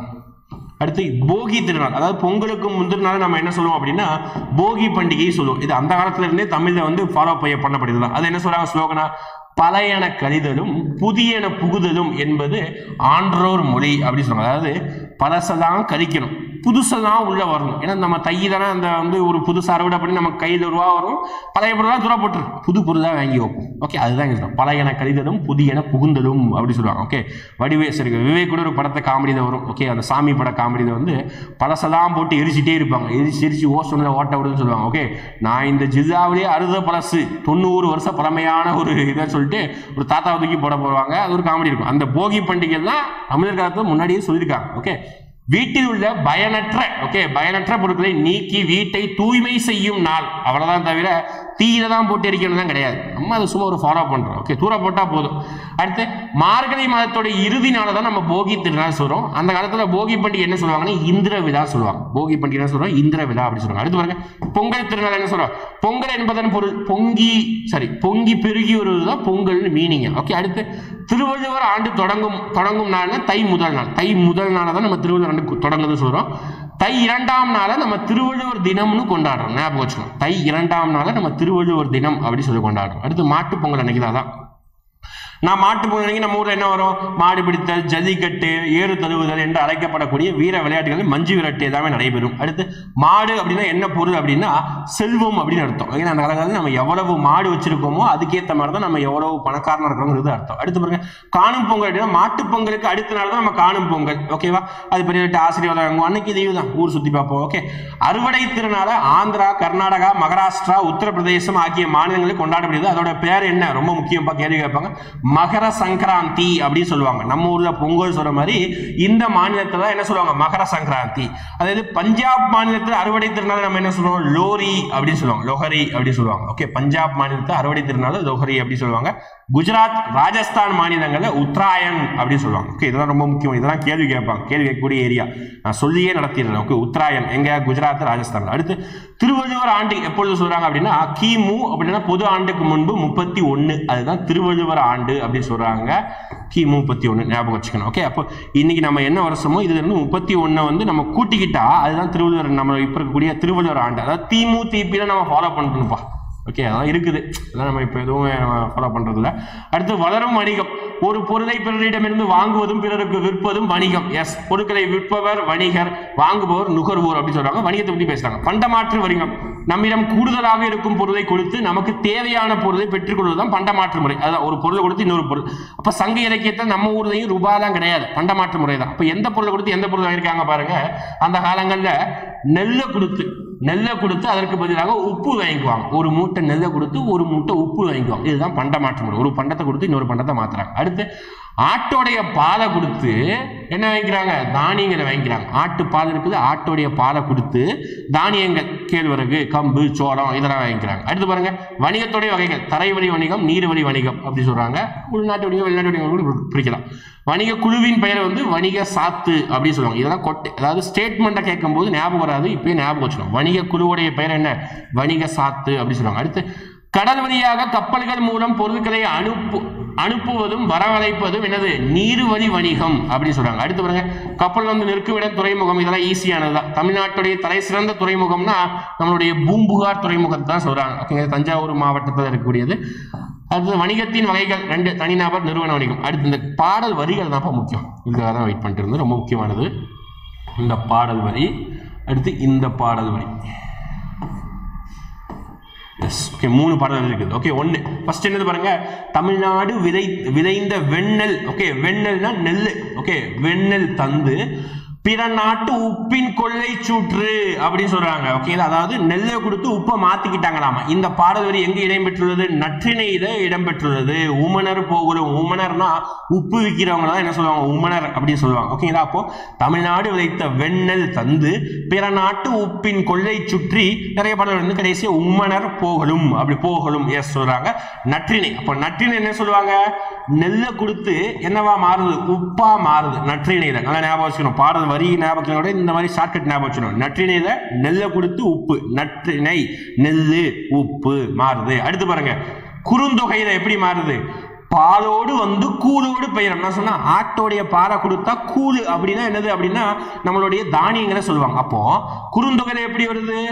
ஆட்டோடைய பால் அது என்னவா மாறுது அப்படின்னு பார்த்தீங்கன்னா கூழா மாறுது. கூழ்னா என்னது? தானியமா மாறுது. அவ்வளவுதான் ஞாபகம் வச்சுக்கணும். இப்போ குறுந்தொகையில ஆட்டோடைய பால் தானியங்களாக மாறுது. லாஸ்டா என்னது? அகநானூறுல இங்க பாருங்க, பொன்னோடு வந்து கரியோடு பெயரும். பொன்னோட வந்து கரியோடு. பொண்ணுனா நம்ம நினைக்கிற பொண்ணு கிடையாது. ஓகே பொண்ணுனா தங்கம். ஓகே அந்த எழுத்து பார்க்கணும். பொன் 2 சொல்லி தான் போட்டிருக்காங்க. பொண்ணுனா தங்கம். இப்போ தங்கத்தை கொடுத்து கறி வாங்கிட்டு போவாங்களாம். அப்போ எந்த அளவுக்கு பாருங்க. ஓகே அப்போ அகநானூறுல எப்படி சொல்லிருக்காங்க? அப்போ எந்தெந்த வார்த்தைக்கு எந்தெந்த நூல்ல என்னென்ன சொல்லிருக்காங்கிறது முக்கியம். பண்டமாற்று முறையில நெல்லுக்கு உப்பு நற்றிணை ஞாபகம் வந்துடணும். ஓகேவா? அதே மாதிரி பாத்தீங்கன்னா அடுத்த குறுந்தொகையில என்னது? ஆட்டோடைய பாலை கொடுத்து என்ன வாங்குறாங்க? அதுவும் ஞாபகம் வச்சுக்கணும். ஆட்டோடைய பாலை கொடுத்து தானியம் கூழை வாங்கிக்கிறாங்க. அதுதான் என்ன சொல்றாங்க? பாலோடு வந்து கூழோடு பெயரும். ரைமியா இருக்கா? பாலோடு வந்து கூழோடு பெயரும். அடுத்து அகநானூறுல பொன் தங்கத்தை கொடுத்து என்ன வாங்கிக்கிறாங்க அப்படின்னு பாத்தீங்கன்னா நம்மளுடைய கறியை வாங்கிக்கிறாங்களாம். ஓகேவா? ரைட் முடிஞ்சதா? இதுதான் இந்த பண்டமாற்று முறையில இவங்க சொல்றது. அடுத்து ஏற்றுமதி இறக்குமதி குறித்து சொல்றாங்க. ஓகே என்னதான் நம்ம வந்து அந்த காலத்துல வந்து இறக்குமதி பண்ண தமிழ்நாட்டில இருந்து இஞ்சி, மிளகு இதெல்லாம் ஏற்றுமதி, தேக்கு, மயில் தோகை, அரிசி, சந்தனம் ஆகியவை பிற நாடுகளுக்கு ஏற்றுமதி செய்யப்பட்டது. நம்ம பாருங்க, இஞ்சி மிளகு நம்ம ஊர்ல ஃபேமஸ், தேக்கு மயில் தோகையெல்லாம் ஃபேமஸ் ஏற்றுமதி. சீனத்திலிருந்து இறக்குமதி பண்ணது கண்ணாடி, அப்புறம் வந்து கற்பூரம், பட்டு. அது மெயினா பட்டு அதிகமா வந்து இறக்குமதி பண்ணணும். நம்ம ஊர்ல பட்டு கிடையாது. ஓகேவா? பட்டை இறக்குமதி பண்றோம். அடுத்து குதிரைகளை எங்க இருந்து வாங்கணும்? குதிரை இருந்ததுப்பா நம்ம ஊர்ல அரேபியா நாட்டில இருந்து கப்பல் வாங்கிட்டு இருந்தோம் அந்த காலங்கள்ல குதிரை. அடுத்து பாருங்க, அடுத்தது பட்டினப்பாளையில ஒரு பாடல் இருக்குது. நடுவு நின்ற நன்னெஞ்சினோர் அப்படி ஒரு பாடல் இருக்குது. ஞாபகம், நடுவு நின்ற நன்னெஞ்சினோர். அடுத்து பாருங்க, கொள்வது மிகை கொள்ளாது, கொடுப்பது குறைப்படாது அப்படி சொன்னது இந்த பட்டினப்பாளையம். 2 பாடல்கள் ஞாபகம். கொள்வது குறைப்படாது, சரி கொள்வது மிகை கொள்ளாது, கொடுப்பது குறைப்படாது அப்படி சொன்னது பட்டினப்பாளையம். ஞாபகம். அடுத்து பார்க்கலாமா? அடுத்து முக்கியமான ஆங்கில சொல்லுக்கு நீங்க தமிழ் சொல்லி கொடுத்துருக்காங்க. ஈஸி தான். கரன்சி நோட் அப்படின்னா பணத்தால், பேங்க் அப்படின்னா வங்கி, செக் அப்படின்னா காசோலை, செக் கொடுக்குறோம்ல காசோலை, டிஜிட்டல் அப்படின்னா மின்னணு மயம், டெபிட் கார்டு அப்படின்னா பற்று அட்டை, கிரெடிட் கார்டு அப்படின்னா கடன் அட்டை, ஆன்லைன் ஷாப்பிங் அப்படின்னா இணையதள வணிகம், இ காமர்ஸ் அப்படின்னா மின்னணு வணிகம், டிமாண்ட் டிராஃப்ட். ஓகே வரைவலை டிடின்னு சொல்றோம்ல, டிமாண்ட் டிராஃப்ட்னா வரைவோலை அப்படி சொல்றாங்க. அடுத்து பாருங்க, தமிழ்நாட்டில் காந்தி வந்த ஒரு சப்ஜெக்ட் கொடுத்துருக்காங்க. எஸ் இதுதான், இன்னும் ஒரே ஒரு லெசன் தான் வந்துடும், இதோட முடிச்சுக்கலாம். ஓகே தமிழ்நாட்டில் காந்தி வந்து பார்த்தீங்கன்னா 1915 வந்து என்ன செய்வார் அப்படின்னு பார்த்தீங்கன்னா இந்தியாவுக்கு பெர்மனண்டா இந்தியாவுக்கு வந்திருப்பார். பிறந்தது எப்போ இருக்கிறார்? ஆனால் 15 ஜனவரி மாதம் 9ஆம் தேதி பெர்மனண்டா இந்தியா சுதந்திரப்படுறது இந்தியாவுக்கு லேண்ட் ஆயிருப்பார். ஓகே அப்படி வந்ததுக்கு அப்புறம் இந்தியாவுடைய மூளை முழுக்க எல்லா இடத்துக்கும் சுற்றி பார்த்ததுக்கு அப்புறம் தான் பிறந்தது இறங்குவார். இப்படி எல்லா இடத்துக்கும் சுற்றி பார்க்கும்போது தமிழ்நாட்டுக்கு ஏகப்பட்ட தடவை வந்திருப்பார். 10க்கும் மேற்பட்ட தடவை தமிழ்நாட்டுக்கு வந்திருப்பார். தமிழ்நாட்டில் தொடக்கத்தில் வரும்போது நல்ல இன்சிடென்ட் தான் பார்க்குறோம். 1919ஆம் ஆண்டு பிப்ரவரி மாதம் காந்தியடிகள் முதன்முறையாக வந்த இடம் தமிழ்நாட்டுக்கு சென்னை. ஓகேவா? சென்னைக்கு தான் அவர் முதன்முறையாக வந்திருப்பாரு. காந்தியடிகள் சென்னை வந்தபோது ஆங்கில அரசு நடைமுறைப்படுத்தியிருந்த சட்டம் என்ன? ரவுலட் சட்டம். நமக்கு ஞாபகம் ஹிஸ்டரி 19 ரவுலட் சட்டம். ஓகே அதோட தான் ஜாலியன்வாலா கிடக்கும். அவர் வந்திருக்கும் போது ரவுலட் சட்டம் நடைபெற்றது. தமிழகத்தில் காந்தியடிகள் புகை வண்டியில் சென்ற இடம் மதுரை. ட்ரெயின்ல போகும்போது இருந்தது மதுரை வந்து அவருக்கு நிறைய திருப்பு முனையா அமைஞ்சிருக்கு வாழ்க்கையில. ஓகே மதுரையில் காந்தியடிகள் சென்ற கோவில் மீனாட்சி அம்மன் கோவில்.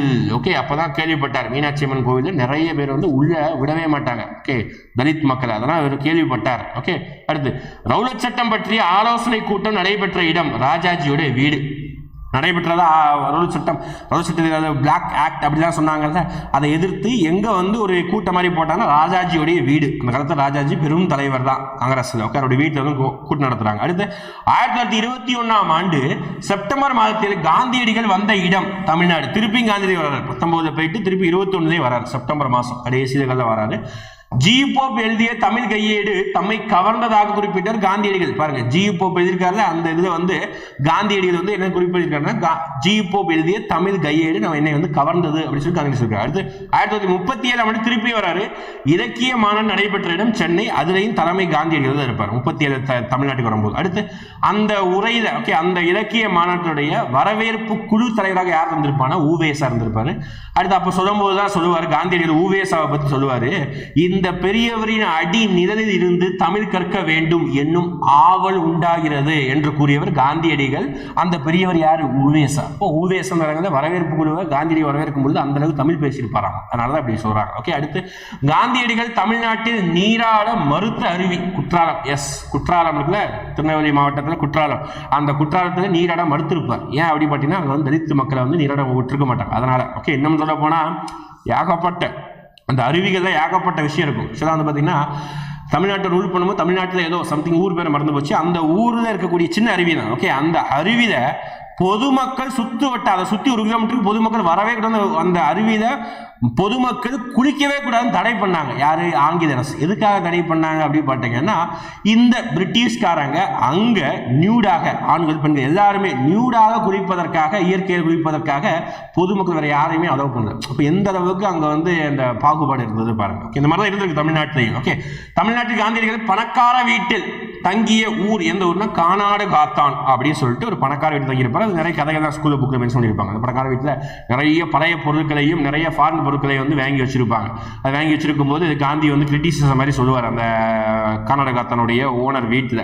அப்புறம் அடுத்த இடம் வரும்போது அந்த பொருட்கள் எல்லாத்தையும் அவர் வந்து எடுத்திருப்பார், வேணான்னு விட்டுருப்பார். ஓகே, இந்த பணக்கார வீட்டு. அடுத்து லாஸ்ட் லெசன், பசிப்பினி போக்கிய பாவைங்கிற தலைப்புல ஒரு லெசன். ஓகே, வைகாசி திங்கள் முழு நிலா நாளில் இப்பொய்கை நீரின் மேல் தோன்றும் ஒரு அரிய பாத்திரம் தான் அமுத சுரபி. ஓகே, வைகாசி மாசம் முழு நிலா, அப்போ பௌர்ணமி அன்னைக்கு ஒரு ஒரு குளத்தில் உருவாகக்கூடிய ஒரு பாத்திரம் தான் என்ன அப்படின்னு பார்த்தீங்கன்னா, ஒரு அரிய பாத்திரம் தான் அமுத சுரபி அப்படின்னு. இந்த அமுத சுரபி என்ன அப்படின்னா, இதுல சோறு போட அள்ள வந்துகிட்டே இருக்குமாமா, அதுதான் இந்த அமுத சுரபி சோறு. ஓகே, மணிமேகலையுடைய ஊர் பேர் என்ன? பூம்புகார், காவிரி பூம்பட்டினம். புத்த பீடிகையை காவல் செய்தவர் யாருன்னா தீவத்திலகை அப்படின்னு சொல்லுவோம். புத்த பீடிகையை காவல் செய்தவர் யாரு? தீவத்திலகை. அடுத்து பசுவின் முகம் போன்றிருக்கும் பொய்கையின் பெயர் தான் கோமுகி. பசுவின் முகை போன்று பொய்கை அப்படின்னா என்னது? ஏரின்னு அர்த்தம். பொய்கைனா எது? ஏரி. அந்த ஏரியில் இருக்குது, நான் சொன்ன வைகாசி இப்போ இருக்குது, நீரின் மேலே தோன்றும். அந்த ஏரி மேலே தான் தோன்றிருக்கும். அந்த ஏரி எது இருக்குது அப்படின்னு பார்த்தீங்கன்னா கோமுகிங்கிற ஏரி பேர் பசுவின் முகம் போல இருக்கும். அடுத்து இட்ட உணவு எடுக்க எடுக்க குறையாமல் வளர்ந்து கொண்டே இருக்கக்கூடிய பாத்திரத்துக்கு பேர் தான் அமுத சுரபி. சொன்னோம்னா அது ஒரு பாத்திரம், அந்த சாப்பாடு வந்து எடுக்க எடுக்க வந்துகிட்டே இருக்கும். அதை வச்சு நம்ம ஊரில் இருக்கக்கூடிய எல்லா பசியையும் போக்குறோம். அதான் தலைப்பேர் பசிப்பினி போக்கிய பாவை. பாவைனா பெண்ணு. இந்த மணிமேகலை பெண்ணு தான் என்ன பண்ணா எல்லாருக்கும் பசியை தீர்ப்பாங்க. அதுதான் இந்த உருவமே. ஓகே, இந்த பாத்திரம் தான் அமுத சுரபி பாத்திரம். ஓகேவா? இமேஜ் தான், இருந்தாலும் அந்த இதை வந்து பிரதிபலிக்கிறாங்க. அப்படி மணிமேகலையில் அமுத சுரபியில் உணவிட்டவன். ஃபர்ஸ்ட் அந்த மணிமேகலைக்கு அந்த பாத்திரம் இருக்கும் போது அந்த உணவு போட்டது யார்? ஃபர்ஸ்ட் போட்டாதான் அது சுரந்துகிட்டே இருக்கும். அந்த உணவு போட்டது யாரு அப்படின்னு பார்த்தீங்கன்னா ஆதிரை அப்படின்னு சொல்லிட்டு ஒரு பெண்மணி தான் வந்து போட்டிருப்பாங்க. அது பெரிய கதையா போகும். அடுத்து அமுத சுரபி பாத்திரம் இருந்த இடம் அப்படின்னா ஆபுத்திரன் கைகள். ஆபுத்திரனுடைய கைகள் தான் அமுத சுரபி இருந்தது. முடிஞ்சதா? முக்கிய மணிமேகலை கதை படிக்கும் போது ஞாபகம் வச்சுக்கணும். அடுத்து மனிதநேயம் பற்றி அடுத்து ஒரு 2 வரிகள். ஓகே, பாரத வரிகள். தமக்கென முயலா நோற்றால் பிறருக்கென முயலனர் உண்மை என என்னும் புறநானூற்று அடிகள் உணர்த்துவன. ஓகே, அப்ப இந்த அடிகள் வந்து எங்க இருக்குது? புறநானூற்றுல இருக்கு. தமக்கென முயலா நோற்றால் பிறருக்கென முயலுனர் உண்மையானே அப்படின்னு சொல்லுவாங்க புறநானூற்று அடி. அடுத்து வாடிய பயிரை கண்டபோதெல்லாம் வாடின, ஃபேமஸான கொட்டேஷன், நம்ம வள்ளலாருடைய கொட்டேஷன். அடுத்து மக்களுக்கு செய்யும் பணியை இறைவனுக்கு செய்யும் பணி அப்படின்னு சொன்னது யாரு? அமைதிக்காக நோபல் பரிசு வாங்கி அன்னை தெரசா. ஓகே, அன்னை தெரசா நோபல் பரிசு. ஓகே, இதான் மனிதநேயத்தை பத்தி இதுல கொட்டேஷன் இருக்குது. அடுத்து கைலாஷ் சத்யாத்ரி பார்க்குறோம். ஓகே, இவர் தான் கைலாஷ் சத்யாத்ரி. ஆக்சுவலாக பார்த்தீங்கன்னா இவர் வந்து குழந்தைகளுக்காக வந்து நிறைய நல்ல விஷயங்களை பண்ணியிருப்பார். குழந்தைகளை வந்து படிக்க வைக்கிறது இந்த மாதிரி, அதான் அங்கே கொடுத்துருப்போம். அன்னை தெரசாவிற்கு அடுத்து அமைதிக்கான நோபல் பரிசு பெற்ற இந்தியர் அப்படின்னா கைலாஷ் சத்யாத்ரி. அவருடைய தொண்டு நிறுவனத்துடைய பேர் தான் இருக்கு, சத்யாத்ரி அப்படின்னு சொல்லிட்டு இருக்கும். ஓகே, அதாவது குழந்தைகளை பாதுகாப்போம் அப்படின்னு சொல்லிட்டு ஒரு இயக்கத்தை நடத்தி வராரு. குழந்தை தொழிலாளர்களை மாற்றுவது, குற்ற செஞ்சவர்களை மாற்றுவது, இது எல்லாத்தையும் கைலாசத்தை பண்றாரு. குழந்தைகளை பாதுகாப்போம் என்ற இயக்கத்தின் நோக்கம் குழந்தை தொழிலாளர்களுடைய ஒழிப்பு. இதுதான் ஓகே. இதோட 6th உரைநடை முடிஞ்சது. ஓகே, கைலாசத்தை ஞாபகம் வச்சுக்கணும். இவர் தான் 2வது அமைதிக்கான நோபல் பரிசு வாங்கிய இந்தியர். ஞாபகம் வச்சுக்கணும். Okay right. இப்போ இதெல்லாம் நம்ம கவர் பண்ணிட்டோம். இதில் என்ன ஒரே ஒரு விஷயம் வந்து இருக்கும் பார்த்தீங்கன்னா, அது புக் பேக்கில் இருக்கும், லெசனோட இருக்காது, பின்னாடி இருந்திருக்கும். என்ன அப்படின்னா, ஏபிஜே பற்றி அந்த தமிழ் லெசன் படித்த பாருங்க, ஃபர்ஸ்ட் லெசன். அந்த ஃபர்ஸ்ட் லெசனில் இருங்க, நான் அதை சொல்லி முடிச்சுட்டு நான் கடைசி கொஸ்டின் கேட்டுறேன். இந்த ஃபர்ஸ்ட் லெசன் தமிழை பற்றி படிக்கும் போது இந்த தமிழ் லெசனுக்கு பின்னாடியே ஒரு இடத்துல இருந்திருக்கும். நம்ம அதை பிடிஎஃப் கொடுக்கல, நான் லைட்டாக எழுதி போட்டுறேன். என்னன்னா, ஏபிஜே அப்துல் கலாமுடைய தமிழ் ஆர்வத்தை பற்றி கொடுத்துருப்பாங்க. ஏபிஜே அப்துல் கலாமுடைய தமிழ் ஆர்வம். ஓகே, அப்போ அவர் என்ன தமிழ் ஆர்வத்தை பற்றி அவருக்கு ரொம்ப விருப்பமான நூல் அப்படின்னு சொல்லிட்டு எந்த நூல், தமிழ் நூலை எந்த நூல் சொல்லியிருப்பாரு அப்படின்னா திருக்குறள் தான் சொல்லியிருப்பார். எப்பவும் போல திருக்குறளை அவருக்கு மிகவும் விருப்பமான தமிழ் நூல் அப்படின்னு சொல்லி சொல்லியிருப்பாரு. திருக்குறள்ல அவருக்கு எந்த குறள் ரொம்ப பிடித்த குறள் அப்படின்னு சொல்லியிருக்காங்க பாருங்க. ஏபிஜேவுக்கு, அதாவது அப்துல் கலாமுக்கு பிடித்த ஒரு குறள் அப்படின்னா, அறிவு அற்றம் காக்கும் கருவி அப்படின்னு சொல்லிட்டு ஒரு குறள் வரும். அறிவு அற்றம் காக்கும் கருவி அப்படின்னு சொல்லிட்டு ஒரு குறள் வரும். ஓகே, நிறைய குறள். ஓகே, அந்த குறள் தான் பார்த்தீங்கன்னா இவருக்கு மிகவும் பிடித்த குறள் அப்படின்னு சொல்றாங்க. அதுக்கப்புறம் அதில் வேற என்ன ஃபேக்ட்னா, ஏபிஜே உடைய பிறந்த நாள். ஓகே, அக்டோபர் 15 நம்ம என்னவா கொண்டாடுறோம் அப்படின்னா, ஸ்டூடெண்ட்ஸ் டேவா கொண்டாடுறோம். ஓகே, மாணவர்கள் தினமாக நம்ம கொண்டாடுறோம். அதை ஒரு பாயிண்டா மென்ஷன் பண்ணியிருப்பாங்க. அவ்வளோதான். ஓகேவா, இதுதான் பார்த்தீங்கன்னா ஏபிஜே குறித்து தமிழுடைய ஆர்வத்தை குறித்தும் நமக்கு எங்கே சொல்லியிருப்பாங்க. சரிங்களா, இது மெயினாக முக்கியம். அறிவற்றம் காக்கும் கருவி தான் ஏபிஜே உடைய முக்கியமான அவருக்கு பிடித்த குறள் அப்படின்னு சொல்லுவாங்க. ஏன்னா திருக்குறள் நிறைய கொஸ்டின் கேட்குறாங்க, அதனால முக்கியம். ஓகேங்களா, ரைட், முடிஞ்சதா? நமக்கு வந்து என்ன நடத்தியாச்சு, தமிழில் இருக்கக்கூடிய 6th செய்யுள் முடிஞ்சது. இப்போ உரைநடையும் முடிஞ்சது. ஓகே, வீடியோடைய எண்டிங்கில் நான் கேள்வி கேட்குறேன்னு சொல்லியிருந்தேன். ஓகே, கேள்வி கேட்கலாமா? ரைட், ஃபர்ஸ்ட் கேள்வி கேட்கலாமா? ஃபர்ஸ்ட் கேள்வி நம்ம ஃபர்ஸ்ட் லெசன்ல இருந்து கேட்கலாம். ஓகே, தமிழ்ல இருந்து கேட்கலாம். ஓகே, தமிழ்நாடு அப்படிங்கிற ஒரு வார்த்தை எந்த நூலில், ஓகே, எந்த நூலில் ஃபர்ஸ்ட் எந்த இலக்கியத்தில் எடுத்தாரப்பட்டது? ஓகே, ஞாபகம் சொல்லணும். ஓகே, தமிழ்நாடுங்கிற ஒரு வார்த்தை எந்த ஒரு நூலில் எடுத்தாரப்பட்டது? ஃபர்ஸ்ட் கொஸ்டின் முடிஞ்சதா? அடுத்து 2வது கொஸ்டின் வந்து, பொதுவாக பறவைகள் எந்த திசையிலிருந்து எந்த திசை பறக்கும்? Easy question. 2வது கொஸ்டின் ஈஸியாக கேட்டிருக்கேன். பொதுவாக பறவைகள் எந்த திசையிலிருந்து எந்த திசை பறக்கும்? இது 2வது கேள்வி. அடுத்து வந்து வேற என்ன கேள்வி? ரைட், அடுத்து இன்னும் முக்கியமான கேள்வி, நல்லா ஞாபகம் வச்சு, படிச்சது மட்டும் தான் ஞாபகம் வரும். ஆட்டோடைய பாலை கொடுத்து கூழ், அதாவது தானியத்தை வந்து வாங்குறாங்க அப்படின்னு சொல்லிட்டு ஒரு பாடல் வரி இருக்கும். ஓகேங்களா, பாலோடு வந்து கூழோடு அப்படின்னு சொல்லிட்டு ஒரு பாடல் இருக்கு. இந்த பாடல் வரி எந்த நூலில், எந்த இலக்கியத்தில் இடம்பெற்றுள்ளது? முடிஞ்சதா? 3 கொஸ்டின் முடிஞ்சதா?